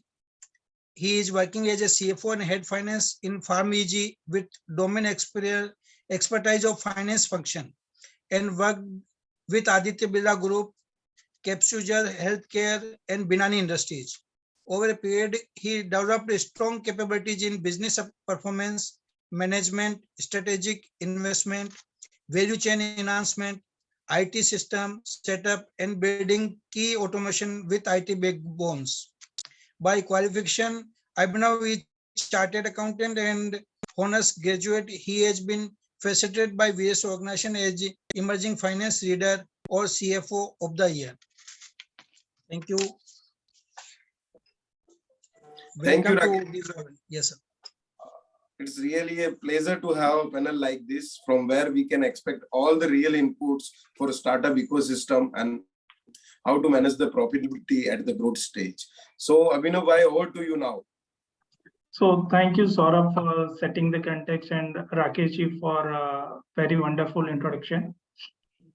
Shubham Maloo and Anshul Singhal have given very wonderful session, and this reached par for my panelist. Of course, they will give tough fight to it, and I'm sure participant will enjoy this session. I'll thank you ICI for celebrating Startup Day, or to be more precise, National Startup Day. And last year, our Prime Minister declared 16 Jain as a Startup Day, and he gave one very clear motto: let's innovate for India, innovate from India. And in this series, many startup raised significant funding, significant innovation-led funding. But in last couple of months, things have been changed, where macroeconomics changed significantly. Inflation started rising up in West, and that bounced further with the crisis in Ukraine and Russia war. Post that situation became more complicated, and at this point of time, there's a tough fight how to ensure your startup is growing, how to ensure you have enough funding, and how to ensure that you have right metrics to be tracked and supported by entire management and entire leadership team. In to understand things more better, we have very wonderful panel. Introduction were already given, and let me start with Souvik. Why don't you introduce yourself and give a glimpse of your startup journey that you have experienced, and some how you get inspiration in your day-to-day life. Over to you, Yeah. Souvik. Thank you. I think, first of all, thanks for having me. It's a pleasure to be part of this panel. So I started my company in 2016. I'm a chartered accountant. I passed out in 2009, and post that I did my management education from IIM Bangalore.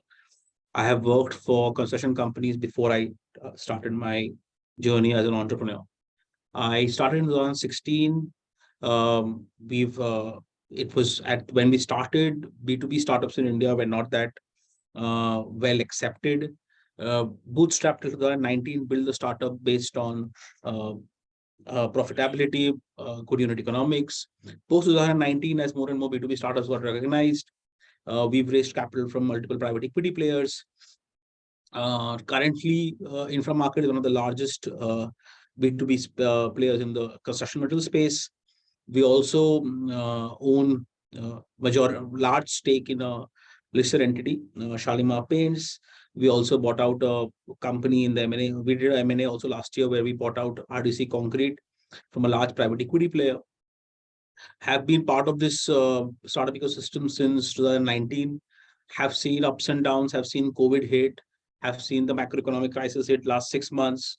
I think startups in general need to be very nimble, need to be very focused on what they want to build, and have to be very proactive to changes in the macroeconomic environment, whether it's COVID, whether it's the overall liquidity crunch that keeps happening. And I think when we discuss on the role of CAs, I think one thing that comes very apparent from the role of a CA is that a chartered accountant should be able to preempt certain of these changes that will happen, right? So if some macroeconomic changes happen, you'll be able to understand those changes and make the necessary changes in the organization itself. So that's about me. I currently am the founder of this company, head the entire finance and investor relations for the company, and look forward to hearing from the rest of the panelists. So in sequence to this, I'll reach out to Sandeep. Sandeep, you are very well qualified. Sandeep, why don't you introduce why don't you give glimpse of your journey and what is the source of inspiration for you? Sandeep, if you are speaking, you are on mute. Sorry. Am I audible now? Yeah, you are. Yeah, okay. Thanks, Abhinav.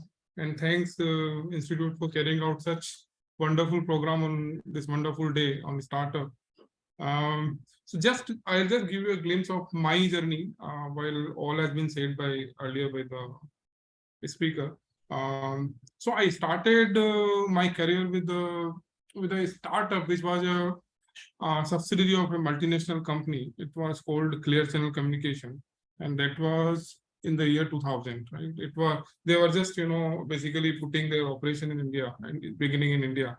Somehow it could not succeed. I think in 2004, 2005, they were almost all shutting down their operation. So that was my first incident in 2000 to 2002. Then I did some jobs in Clariant and then Sintel, and then finally I landed into Network 18 and Datamatics. So these were the companies which I handled as a CFO or a controller in various capacities. I did help many startups as well as a guide or as a mentor. Small startups. Some have failed, some have succeeded also. So initially I helped in Jaipur in their fundraise. Jaipur was a garment retailing brand. Then I helped Spiral Content, which was a digital content marketing company. Then I helped Teleon, which is more basically putting cable operator on a single platform. It is still going on. I helped in Network 18. I helped in 2 of the startup, which one was in .com, which failed ultimately, and one is firstpost.com, which is news on views, right? Views on news. So this firstpost.com is doing very good, and this is one of the best news on news vertical in India. In my current job, we basically I'm a CFO of the company, and I handle merger and acquisition, and we acquire these companies which are passionate about new things, innovative things, and we acquired one startup in Philippines and one startup in India. One was in mobile technology space and another one was in customer management space. Both were at a very initial stage. We acquired at a decent valuation, and I think we covered our return in 3.5 years, record 3.5 years. So this is my journey in brief. As far as my experience is concerned, so I helped a lot of startups in addition to the named startups. I do mentor many of the people who are in this space, and in terms of my academic qualification, it is already said that I am an alumni of Berkeley Haas School of Business, alumni of IIM Kolkata. I am a CPA and a CA. So this is in brief about me. Thank you very much. Participant can reach out to Sandeep for his mentorship. He is carrying a vast experience. Next in chain, I'll suggest Deepak for a brief introduction and whom he idealized in startup ecosystem, and how things or how life is different in startup versus normal corporate culture. Thanks, Deepak, Abhinav. Yeah, thanks, Abhinav, for setting up this context, and thank you, WIRC, for providing the opportunity to be part of this, sharing my thought on this.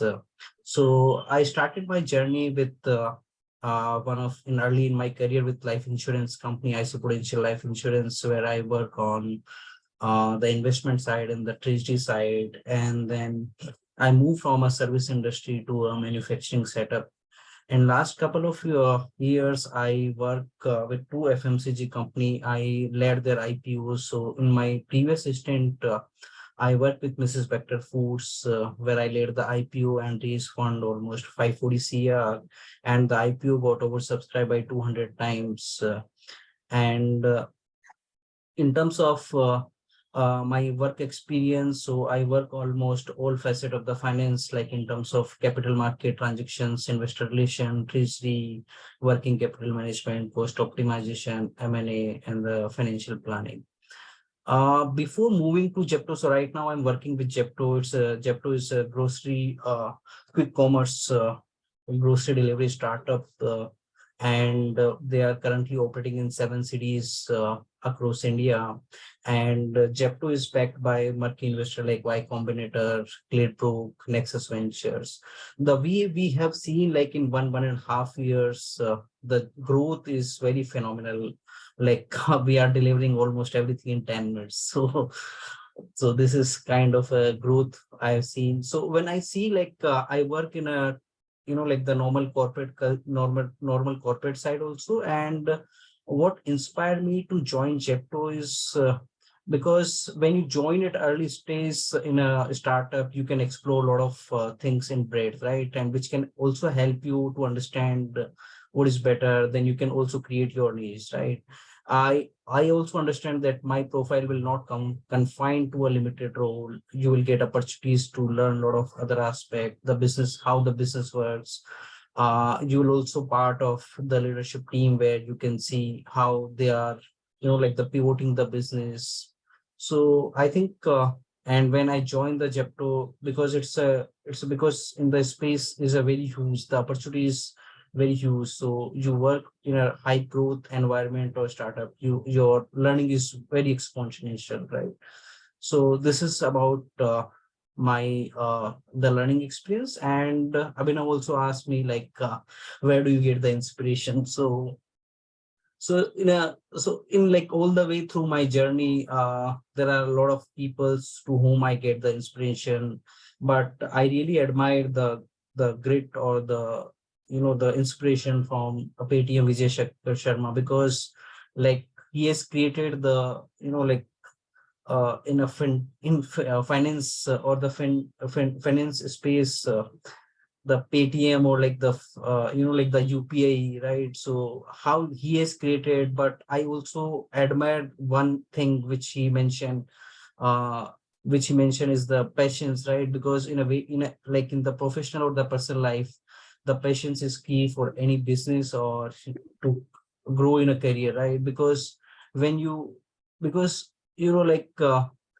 uh when you follow like a lot of things and you are short-sighted or short-tempered, you will move to a different dimension, and then you will create a lot of you miss a lot of opportunities, or like the details, right, which can lead to irrevocable mistakes.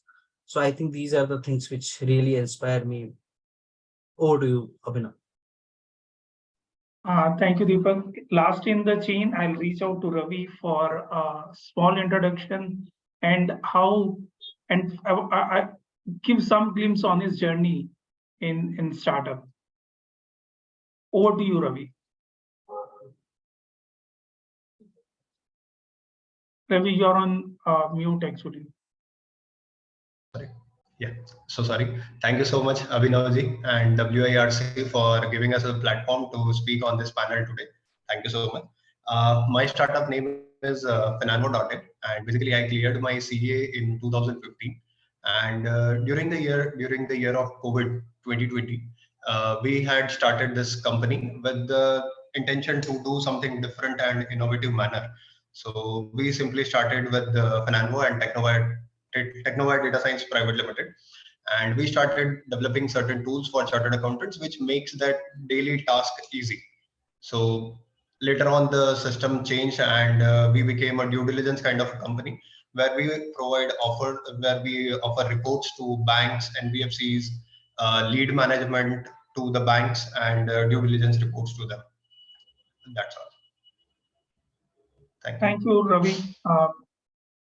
So, guys, we all are working in startup, or we have worked in an environment of a startup. Generally speaking, startups doesn't have methods by the book, and there's always a crisis situation. In initial stage, we all are working on building brands, building customer experience, innovating product, and this required a lot of capital. And in this funding crunch or funding winter, how to balance between innovation and customer experience versus profitability? Over to you, Souvik, if you can give some insight here.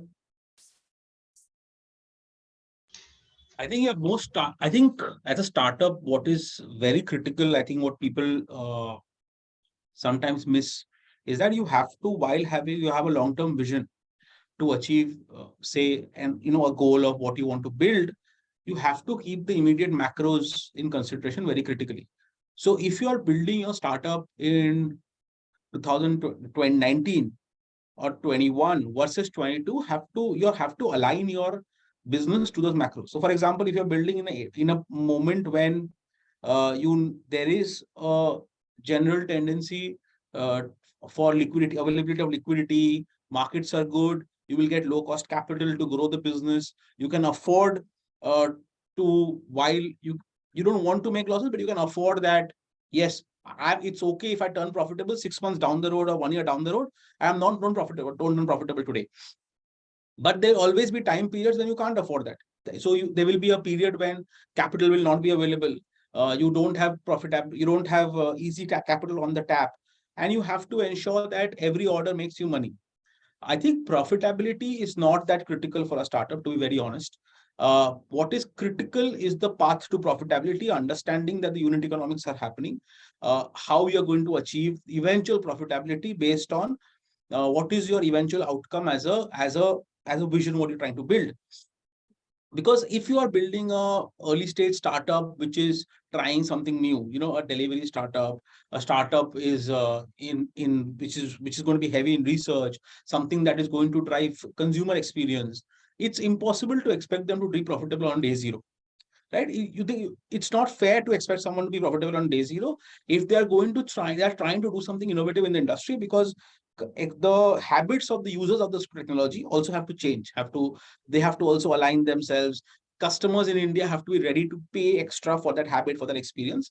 And sometimes before you ask the customer to pay extra, you have to first give them that experience. Okay, you try the experience, you see if it is worth the extra, then you pay me extra. So I think asking startups to be profitable from day zero is not fair. But as a startup, what is very important is that you understand what is your availability and ability to raise capital. And if you feel that the macros are not suitable for you to raise capital, then you have to align your business so that your business makes enough money for you to survive. If, however, the macros are very good to raise capital, then you can do more experimentation with your model. It's okay if your unit economics are not great while you're doing the experimentation. So I think very critically, as a founder of a startup or a finance professional, you have to understand that how are the market conditions aligned, and you have to make your business plan based on market conditions. You have to be very nimble. And that is one of the critical differences between a startup and a large corporate. You have to think on your feet and you have to move very quick, because you can't afford to have 3-year business plans and stick to them, because your market conditions are changing every day. No, very well said, Souvik. Path to profitability is required.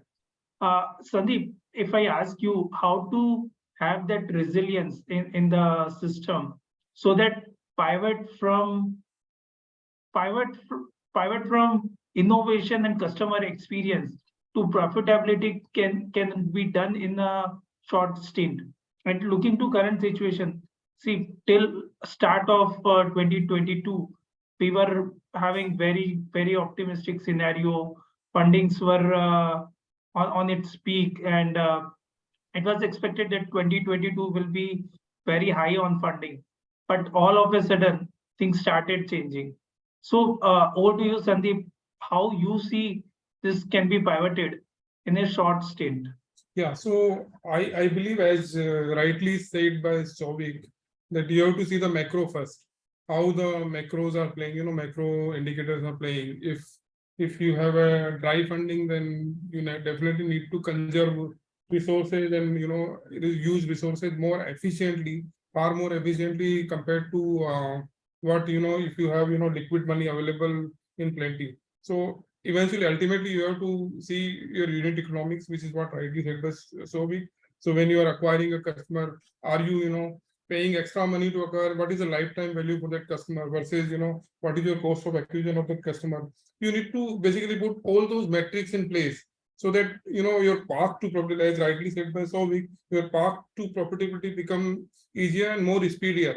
If you are burning money, without thinking, without left and right, burning money left and right without thinking how will it produce your sustainable growth, then eventually you will die down. So basically what you need to see, that whatever I'm spending or I'm consuming in business should give me some kind of result, right? It may not be profitability from day one, which is agreed, but at the same time you should have a long-term vision to become profitable. Ultimately, valuations are cash flow or profit driven, right? So if you are an initial seed fund startup, then it's okay. Everybody understand that you need to burn money to get to the growth, but eventually in next 3, 4, 5 years at least you should have a path to profitability. Otherwise it will be very difficult for any startup to continue the growth momentum, because ultimately they will dry down with the resource, because ultimately resources are limited, and you have to see that you are efficiently utilizing those resources. If you are burning money, let's say for working capital, it's not a good idea, I would say. If you are burning money for innovation, or if you are burning money for something creative, it may be a good idea, but ultimately you need to see that your results or outputs of that process are aligned with your resources spent. So my take will be that basically if you really want to be profitable, but be cautious, because the markets are changing. Nowadays investors are more looking at more conservative, more looking at a profitable path in the next few years, and nobody as of what we see, nobody's putting money in the startup which has no path to this positive cash flow or positive profits. So Deepak and Ravi, will you like to add here how to set right chord between sustainable growth versus fast growth? Yeah, so Abhinav, as rightly mentioned by Suvito and Sandeep, because I think what important is at what stage your business is, right? And what is important for the business, because there is no right answer for it, right? It's depending upon what stage you are, what scalability plan you have, what is your future plan, right? And what is your path to profitability? Because your growth is again depend upon like what kind of because unless and until you reach at a profitability stage, you need to have fund to fuel your growth, right? So if if you think that your path to profitability is very near, right, you have a very short span of time where you can reach at a profitability, then you can also have an alternate source of funding, right? You can raise your venture debt, you can go for the supply chain financing or something, right? So I think because see, like when you grow, the burden of proof is going to very become like very tight, right? Because if you don't show the path to profitability, right, and it's like important for de-risking your story, like about profitability is very important. So in my sense, uh, we need to see from both the aspect, like what stage we are, and we need to show the path to profitability to the investors to reach at a certain level. So when moving on to next question, the most intelligent function in finance is capital allocation. The right, if you give money at right time and in right quantum, that will make big difference. And see, I've observed in startup, the most critical and important part in any startup is resilience. They need to be resilient enough to adapt to changing scenarios. So Ravi, why don't you start with you? How to have this in a startup? How to do capital allocation in situation like current, or we have observed in COVID time as well. So what do you, Ravi? Right. So basically, I do firmly believe that we play a critical role in supporting the organization as a chartered accountant as well. So I think the allocation is the best part a chartered accountant can do. They can optimize the costing part, and they can still improve the performances of the operations that is being taken by the company for delivering the results to the clients in the startups cases.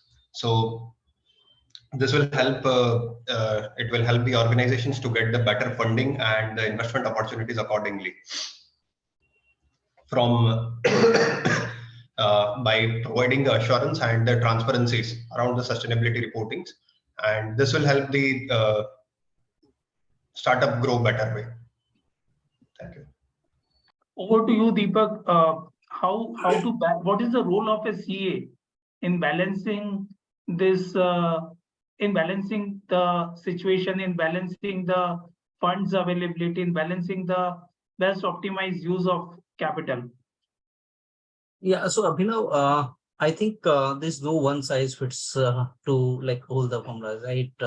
For the cost optimization, or like the allocation of capital allocation, I think the important piece is that whatever the equity we raise or the debt we have, right, the venture debt or something, which should be like more towards your long-term goal, right, where you are putting more capex, or like having sort of long-term goals, right? And you can also think of if you can use some working capital or some like vendor financing, which can fuel to your the OPEX requirement, right? And over a period of time, once you will get money, you can use towards your long-term purpose. So I think so. This is one part. The second part would be again, the important piece is that we need to improve the consumer experience, right? It's not only capital allocation or optimization of your cost, right? Because we need to see from a consumer lens also how we can improve the user experience, because once you will get more traffic or more users on your platform, you will get the fixed cost absorption, right? And gradually your unit economics can improve, right? So I think these are the two important pieces. And the third would I would say that we can also look for like some automation or, like some cost which we can completely avoid or completely eliminate, which are not directly contributing to your unit economics. I think these 3-4 important aspects can help us in terms of improving the overall unit economics. See, I always believe if you sweat enough at the time of peace, you will bleed less at the time of war. So, Souvik and Sandeep, how a person can plan in these type of situation, if you can help us understand, help our participant understand more, that will be helpful. So this kind of situation, current, you're saying current situation when there's money. Yeah, how to allocate, how to allocate capital in current situation. So I think what is very critical as a startup founder or a startup finance head is to understand what are the goals that you want to achieve, near term and long term, right? So you will have some near term goals. So this is what you want to hit. These many orders you want to deliver. You have long term goals, and then those long term goals will require certain allocation of resources that you need X amount of capital to build that out. Now, when you say there are various activities that need to be done in a startup, you need to hire and spend on your tech team. You need to have OPEX expenses. You have vendor payments. You have customer receivables which are pending to be received. And then there are parts of this capital that can be allocated and said, okay, vendor payments, you can do debt as a capital allocation, right? You can take debt and do that. And then there's customer receivables, which you can discount with the bank. Or then, so you have to basically take all your available resources and say, which pool of capital can be tapped for which resource. And then there'll be some activities which only equity can do. For example, if you have OPEX burn, only equity will fund that. And you have to ensure that whatever capital allocation then you're doing meets your near-term and long-term goals till the time period when you have to go out and raise a new round of fund. Now, see, I think it's a myth that only startups need to raise money to grow. Every listed entity in India, majority of them keep raising money either from debt or equity to grow. Startups, the only difference in startups is because they are loss making, they don't internally generate accruals. That is the only difference, right? And I think most listed entities also have to allocate capital till they want to raise again, right? Till they get a new debt funding. Or so I think as a startup also, what you have to ensure that you have your short-term and long-term goals, when you will be able to your next round of funding. Till then, what are the activities you need to do, and which are the various pools of capital that can be tapped for each of those activities. Any activity which is not possible to finance through debt or any other external sources is the only place you put equity in. The worst mistake you can make is that you put equity in a resource which could have been financed otherwise. Because always remember, equity is the costliest capital. It has the costliest IRR. It is the costliest capital. The only difference is you're not paying a cost of debt. You're not paying your IRR. You're not, but it is the costliest capital as a founder, as a startup, and it should be put when no other form of financing is available. So Sandeep, will you like to add something here? Or we can move to next question. Sandeep, Can you hear me? So, yeah, I can. So I kind of agree with Souvik, I kind of agree with Deepak. There is no one size fit all.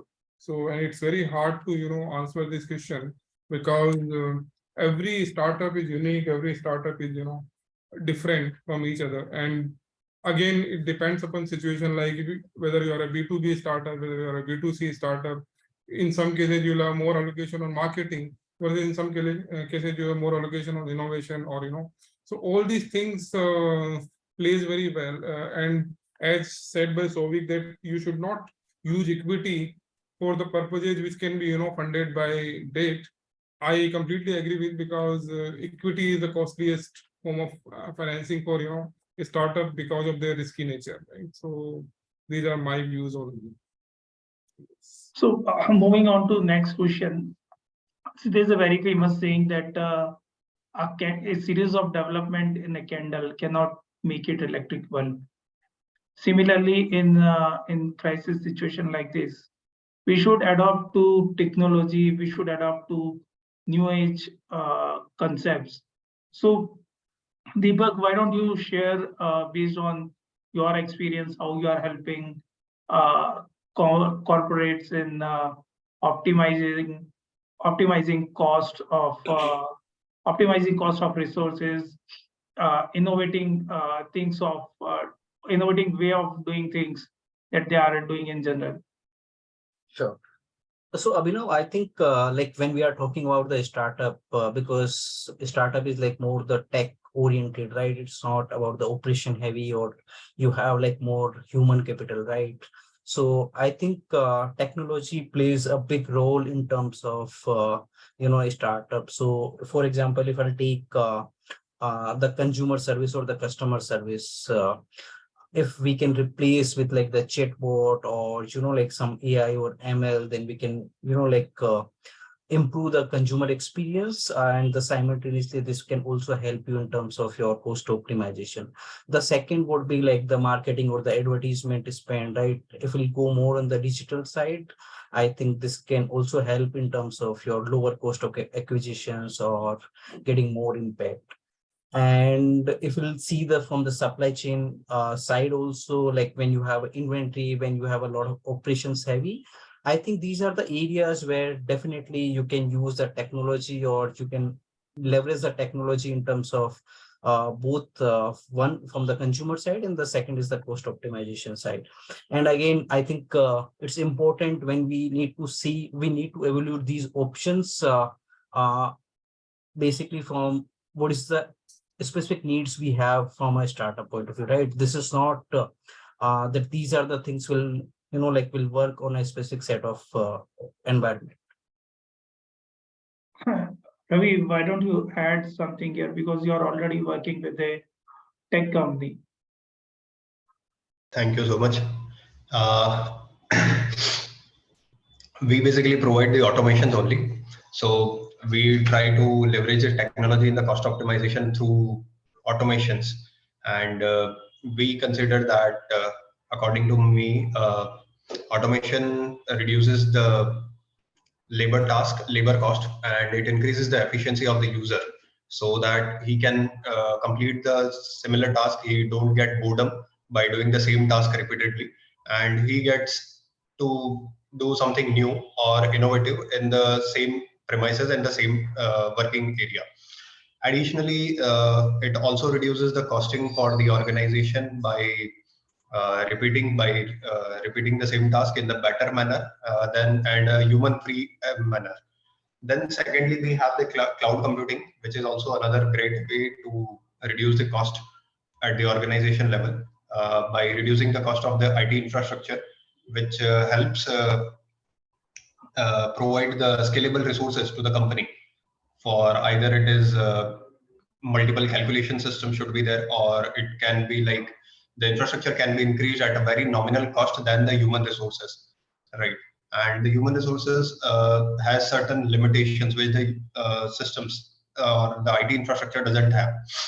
Then we can use the data analytics in various purposes like supply chain optimization, and currently we have seen artificial intelligence in what we can say the data analytics part as well, and also in the IoT formats. So IoT can control the process at the physical level, at your, let's say, at your room level, at your factory level, at the door level. They can utilize the resources and monitor the processes, and can handle the operations accordingly. So let's say if the room temperature goes below this, then it should automatically what we can say, it should execute these certain commands. Yes. So these helps in optimization the cost and increasing the profitability of the business. So I can correlate to what Ravi and Deepak said, because at Pharm Easy, we are tech first company, and we are using machines in our supply chain, in all the functions, especially in supply chain. In our case, machine is doing demand planning, machine is raising PO to the suppliers, taking confirmation from them, confirming the in our terminology we say advance shipment notification, giving them time at the in the slot in which they have to deliver medicine. And machine is only doing GRN, then doing three-way matching. And because of this, we are able to serve 90% of the order in 3 hours in most of the geographies. Otherwise, it's next to impossible to predict demand of the customer and store medicine in your warehouse across all the locations. And India being a big medicine, being a big branded country, common medicine have multiple brands, and I can very well correlate to this. So Souvik and Sandeep, Sandeep, you are into IT sector. Why don't you add something in Sure. terms of leveraging technology, how cost optimization can be done? Sure, Abhinav, sure. So, to my view, I think technology is now basic thing. It is not like, gone are the days when technology was like, very hyper, super. You have to adopt digital transformation within your companies, whether it is a startup or whether it is, existing setup. Nobody can ignore the digital transformation, because if you are ignoring those, then you are basically putting your survival to stake. So it is not only just for the cost optimization, it is even scaling up your businesses, even improving your efficiency, provide timely or timely alarm or timely input to businesses. All these things are possible because technology per se has no limitation, which we human always will have. Technology can work 24/7, while human cannot work 24/7. And I will give you one couple of examples which we also we are also transforming. We are also in this journey of digital transformation within our company as well as for our clients. So in one of our case, we are a provider of RPA, robotic process automation software. So I'll give one example. In one of the banks, we have implemented this RPA software for account opening, simple account opening. Earlier, they used to, basically one branch used to do say 15 or 20 account opening. With the use of RPA, with the use of IDP technologies, they are doing almost like 15,000 or 20,000 per region, basically. So you see the exponential growth, 100x or 200x is possible because of the use of technology. Even in our businesses, in our processes, we are transforming many such processes. Like I'll give you one example. We have implemented this e-receiver platform for us, which has helped us, in reducing our DSOs from 82 days 2 years back to 62 days. Imagine, 20 days reduction in DSO just with the use of a simple technology. And this 20 days translated into almost like 60-70 crores, which means I have more 60-70 crores money to spend in, productive aspect of the organization. And we have implemented many such digital transformation initiative in our company, and those are producing result, because we have one timely input from our online system, online database, and second, there is no limitation, right? We can do whatever combination we want to do. So technology, to my mind, is the basic thing now, and every organization, whether it is a startup or whether it is an established organization, they need to transform their processes in no time. I mean, this is like, essential thing to it. Very well said, Sandeep. Earlier, we used to have one IT department. These days, we have IT function for each and every function, like IT team for finance, IT team for supply chain. And today, you cannot ignore technology. That's a core, and even investors are taking this very seriously. Yes. So, Sandeep, let's start with you. So, in this method to madness, how a startup can optimize cost through partnering with CA firms? CA firms are experts in their domain. That can be taxation, that can be normal day-to-day accounting. They can become our partner, or they can become our partner to compliance, and we can take care of core business in day-to-day life. So Sandeep, why not to start with you, looking to your past experience? So yeah. So I think this is my belief that CAs are best in numbers, understanding numbers, best in understanding the business. I think nobody can beat us, and that is why most of the companies hire us, right? That we are very good at analytics. So CA can help the startup in many ways, right? And I try to help many such startup for these. So one help maybe CA, maybe for a startup from CA is basically if they can analyze the information, analyze the output very well. So, and they can, raise early alarm whenever the situation arises for these startup. They can help in fundraise.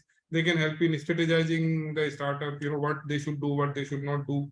So that ultimately, capital, raising capital or capital is very critical for the startup. If they don't utilize these the capital or the money in a far more efficient way, they will eventually die down. So basically, CA is the one professional who can help a startup in doing all this. In fact, today, if I see nowadays CAs, they are more technically or technologically superior than the earlier one, and they can help in digital transformation of many of such startups.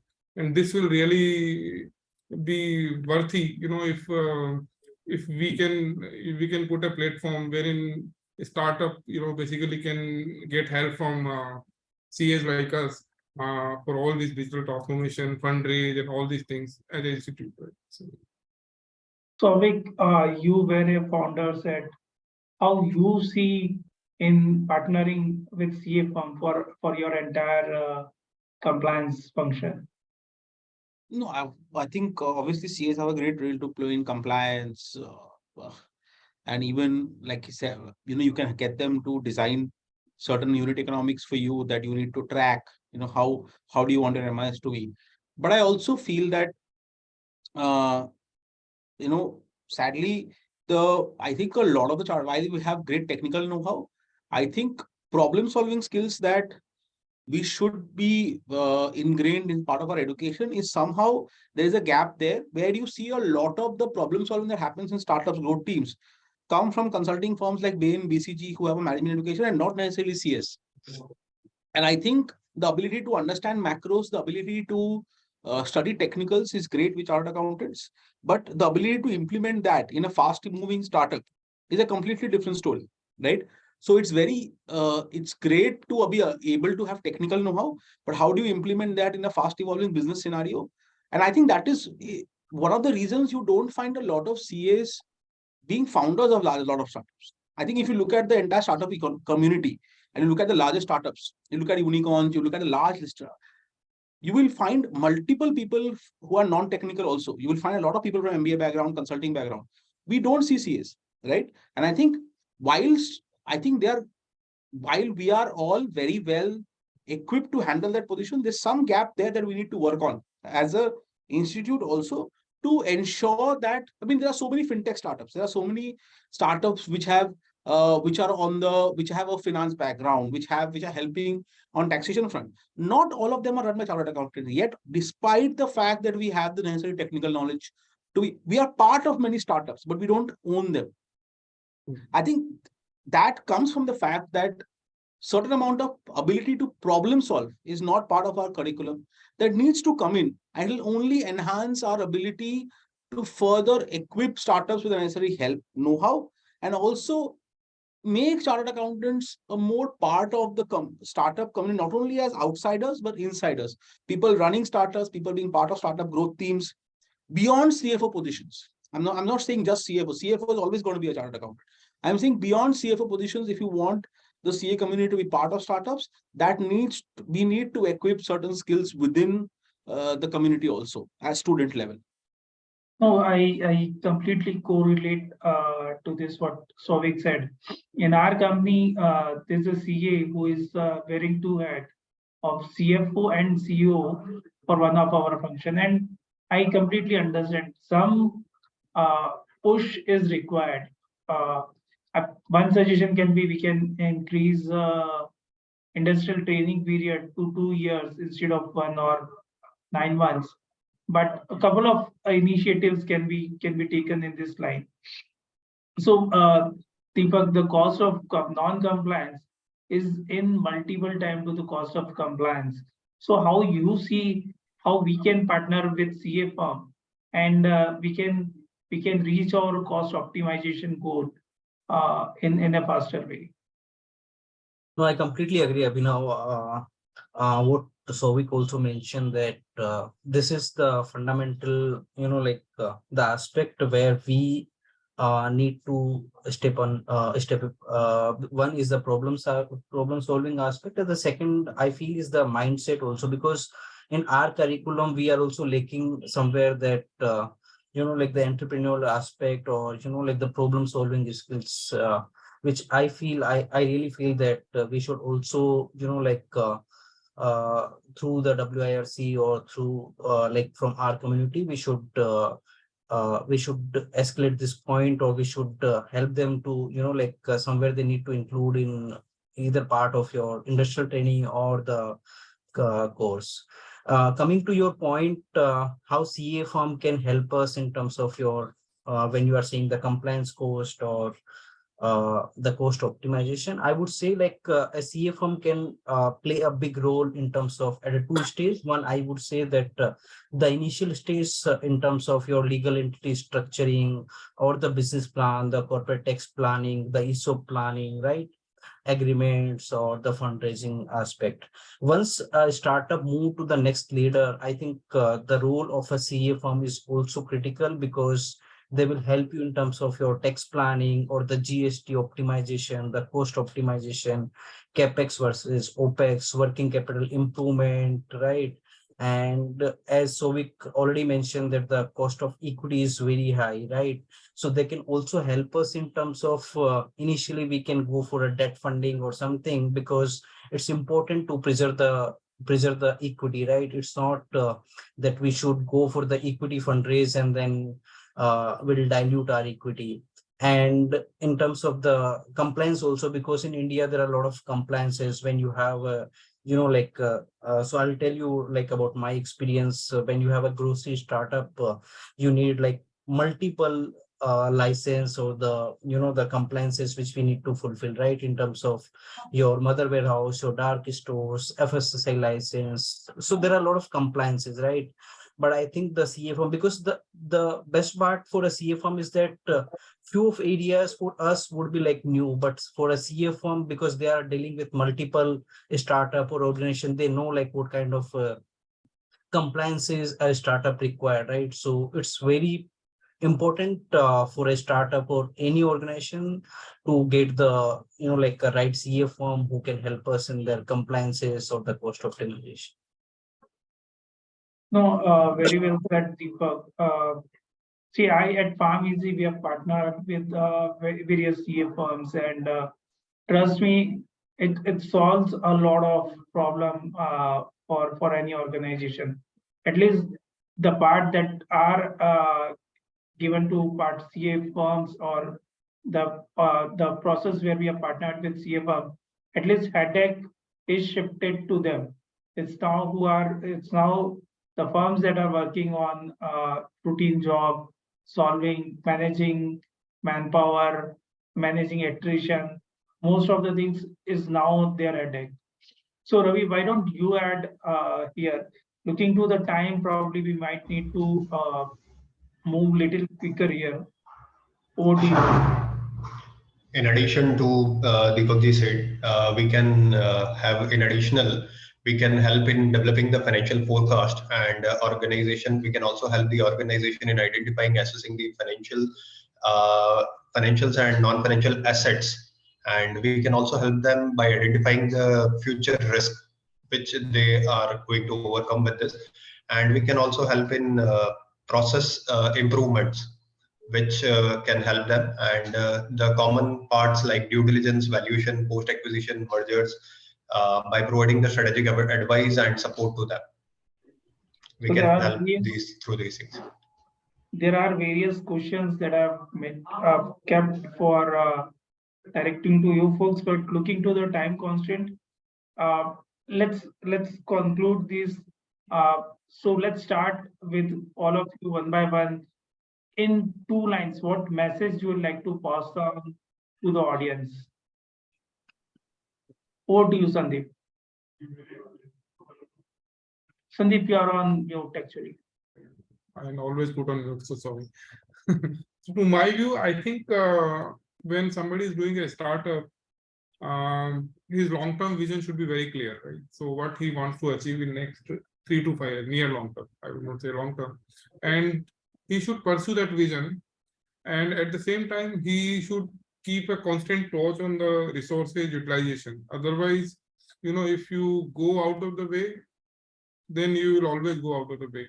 So it is always very essential and very important that you keep a complete monitoring on your fund utilization ultimately, because startups are always having this need for money, and they will always have limited money available. So it is better to use money very wisely. So that is my view. And second is that they should think of innovation, more and more innovation, how they can solve a particular problem, how they can innovate, how they can make human life better. If they have these objectives, then nobody can stop this. Souvik, over to you. Crisp message to the participants. I think one crisp message I would like to give everyone is that early on in your career, if you get the opportunity to work at a startup, grab it. I think the kind of opportunity and the experience you will get, exposure you will get, you cannot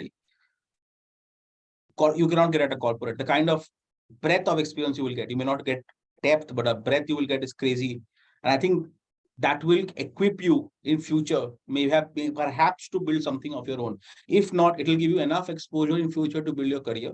So I think one of the key aspects I would like to ask them is that if you get an opportunity ever in your life to work for a startup initially, a mid-sized startup, I think that is the best time, high growth startup.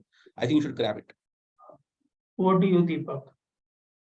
Yeah, so like my advice or the recommendation would be, again, like what Souvik said, is that if you find a good opportunity, I think you should bang on, because when you get an opportunity, I think in a startup you will find a lot of opportunity to interact with every function, right? Everyone with founder to intern, or like this will also help them to create like a diverse network, right, which can help them in their career perspective also, right? And because see, like if I'll compare with a startup from normal corporate, I think I would say like a startup is like more about you have more cooks in a kitchen. You are like you are deliberating on certain aspect, you are learning, you are pivoting your business. Because in a normal corporate, what happened, like whatever the decision or the like the decision making happens at a CEO or the senior teams level, they will dictate what task you need to perform. I think in a startup you will get more responsibility, more accountability, which can help you in terms of your own career, own startup, or in terms of your future career growth, right? Over to you, Ravi. Ravi, you are on mute. My piece of recommendation would be that to build a strong team with the better culture of innovation, so that the team will be always there to bring you the new innovation part. And whatever the business that you decide, it should be scalable so that it helps the problem in the long term, and the profitability will become on the way automatically. Thank you. So I think very well said from all the panelists. I'd like to add, see, have one mentor who can guide you in your tough time, and it will help you in focusing, prioritizing, and avoiding the mistake that the mentor have experienced or learned over a period of time. So thank you, guys. It was wonderful session with all of you. Very enriching, very enlightening, and I'll thank participant also for being a patient listener. I believe they have enjoyed this session. Over to you, Saurabh. We can have Q&A. Thank you, Abhinav, and all the panelists. It's really a great session in which we can get knowledge in terms of highly benefit for all the panelists, all the attendees, and highly in depth and great in terms of knowledge sharing.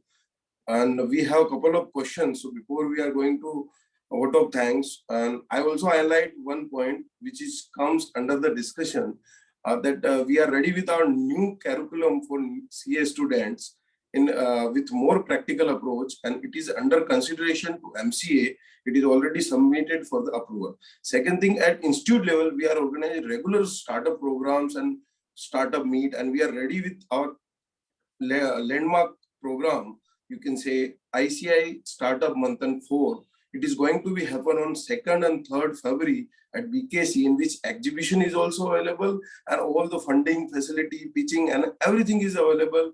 And there is a special motivation for the CAs who are the founders of the startup. Okay, this is just for the information. So now we have questions from the audience. I will read it out and any panelist can reply on that. It is getting very difficulty to convincing investor in justifying projections and valuation. Any light on the approach? I think Souvik can reply on that. Yeah, I think if you're an early stage startup, I don't think valuations are a concern.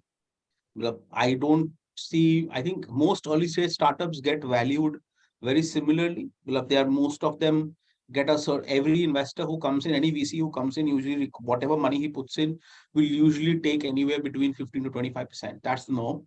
Any seed stage VC, not below that. So I don't think at an early stage you need to actually build projections. Any VC worth their salt will not ask you to prepare a 5-year projection as an early stage startup. They know that those projections are never going to hold true. What they want to see is what you're building, what is the product roadmap, what is the tech roadmap, what eventual vision you want to build. So as an early stage startup, if you're doing this, you're building a financial model, then I'm not sure that is required as an early stage startup. I think as an early stage startup, you should focus on what market you're targeting. So 3 things you should focus on is the market size. What is the problem you're solving? The market size. Why are you as a founder the right person to attack that problem, to solve that problem? How big is the opportunity? Is there any other person doing it? And whether you've already tested the market, whether you have a product market fit, or what is the roadmap of the product or the tech you're going to build. I think these are 3-4 things as an early stage startup, along with team, who are the founders, are key areas. Don't focus too much on the financial model. And valuations are typically not negotiated a lot at an early stage. Typically, the VCs will give you a decent valuation. Nobody wants to squeeze out founders very early stage.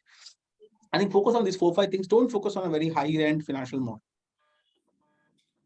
Novin Kumar Pradhan is asking that value of a startup appreciating and at the same time profitably virtually not happening. And while this loss-making situation continues, how does a startup survive? Any panelist can reply. So let me address this question. So I think it's very simple formula. See, there's always a game here. See, there's a demand function and there's a supply function. In terms of demand, you can have certain margin that you can fetch from your customers. And again, there's a certain cost optimization that can be done on supply side. You have to balance your entire business in these 2 buckets only. Apart from that, see, there are at scale, you always get opportunity to use various resources or to various data sets. One should always look for encashing the touch points that you are capturing of a customer. At certain points, you can serve the customer. At certain point, you can pass on the lead to other folks and gain some benefit out of it. And there are various startups who are doing it. At initial stage, it looks like things are not possible, but focus on innovation, focus on customer convenience. Output of profitability will not be a constraint in longer term. Thanks. I think we have answered all the questions in our discussion also, so I am not repeating again. Now may I request Regional Council Member Ishwar Jiwani ji to propose well-deserved vote of thanks to all our panelists and moderator. Thank you, Saurabh ji. Respected my Regional Council colleague CA Saurabh Ajmera, our moderator CA Abhinav Jain, our panelist Souvik Sengupta, Deepak Jain, Sandeep Mantri, Ravi, Somani, Rakesh Popta, Anshul, Shubham, and my dear members. A very good evening to all of you. It gives me an immense pleasure to propose formal vote of thanks. Friends, today was discussion at a level where we needed since many days. So request all of you to take this ahead with collaborating, networking, and talking to your CA friends to take the startup journeys ahead. And as Saurabh bhai said, we are having many programs for startups to come. So request all of you to participate so that we can collaborate with each other and take the startup journey of CS ahead. Thank you. Thank you all.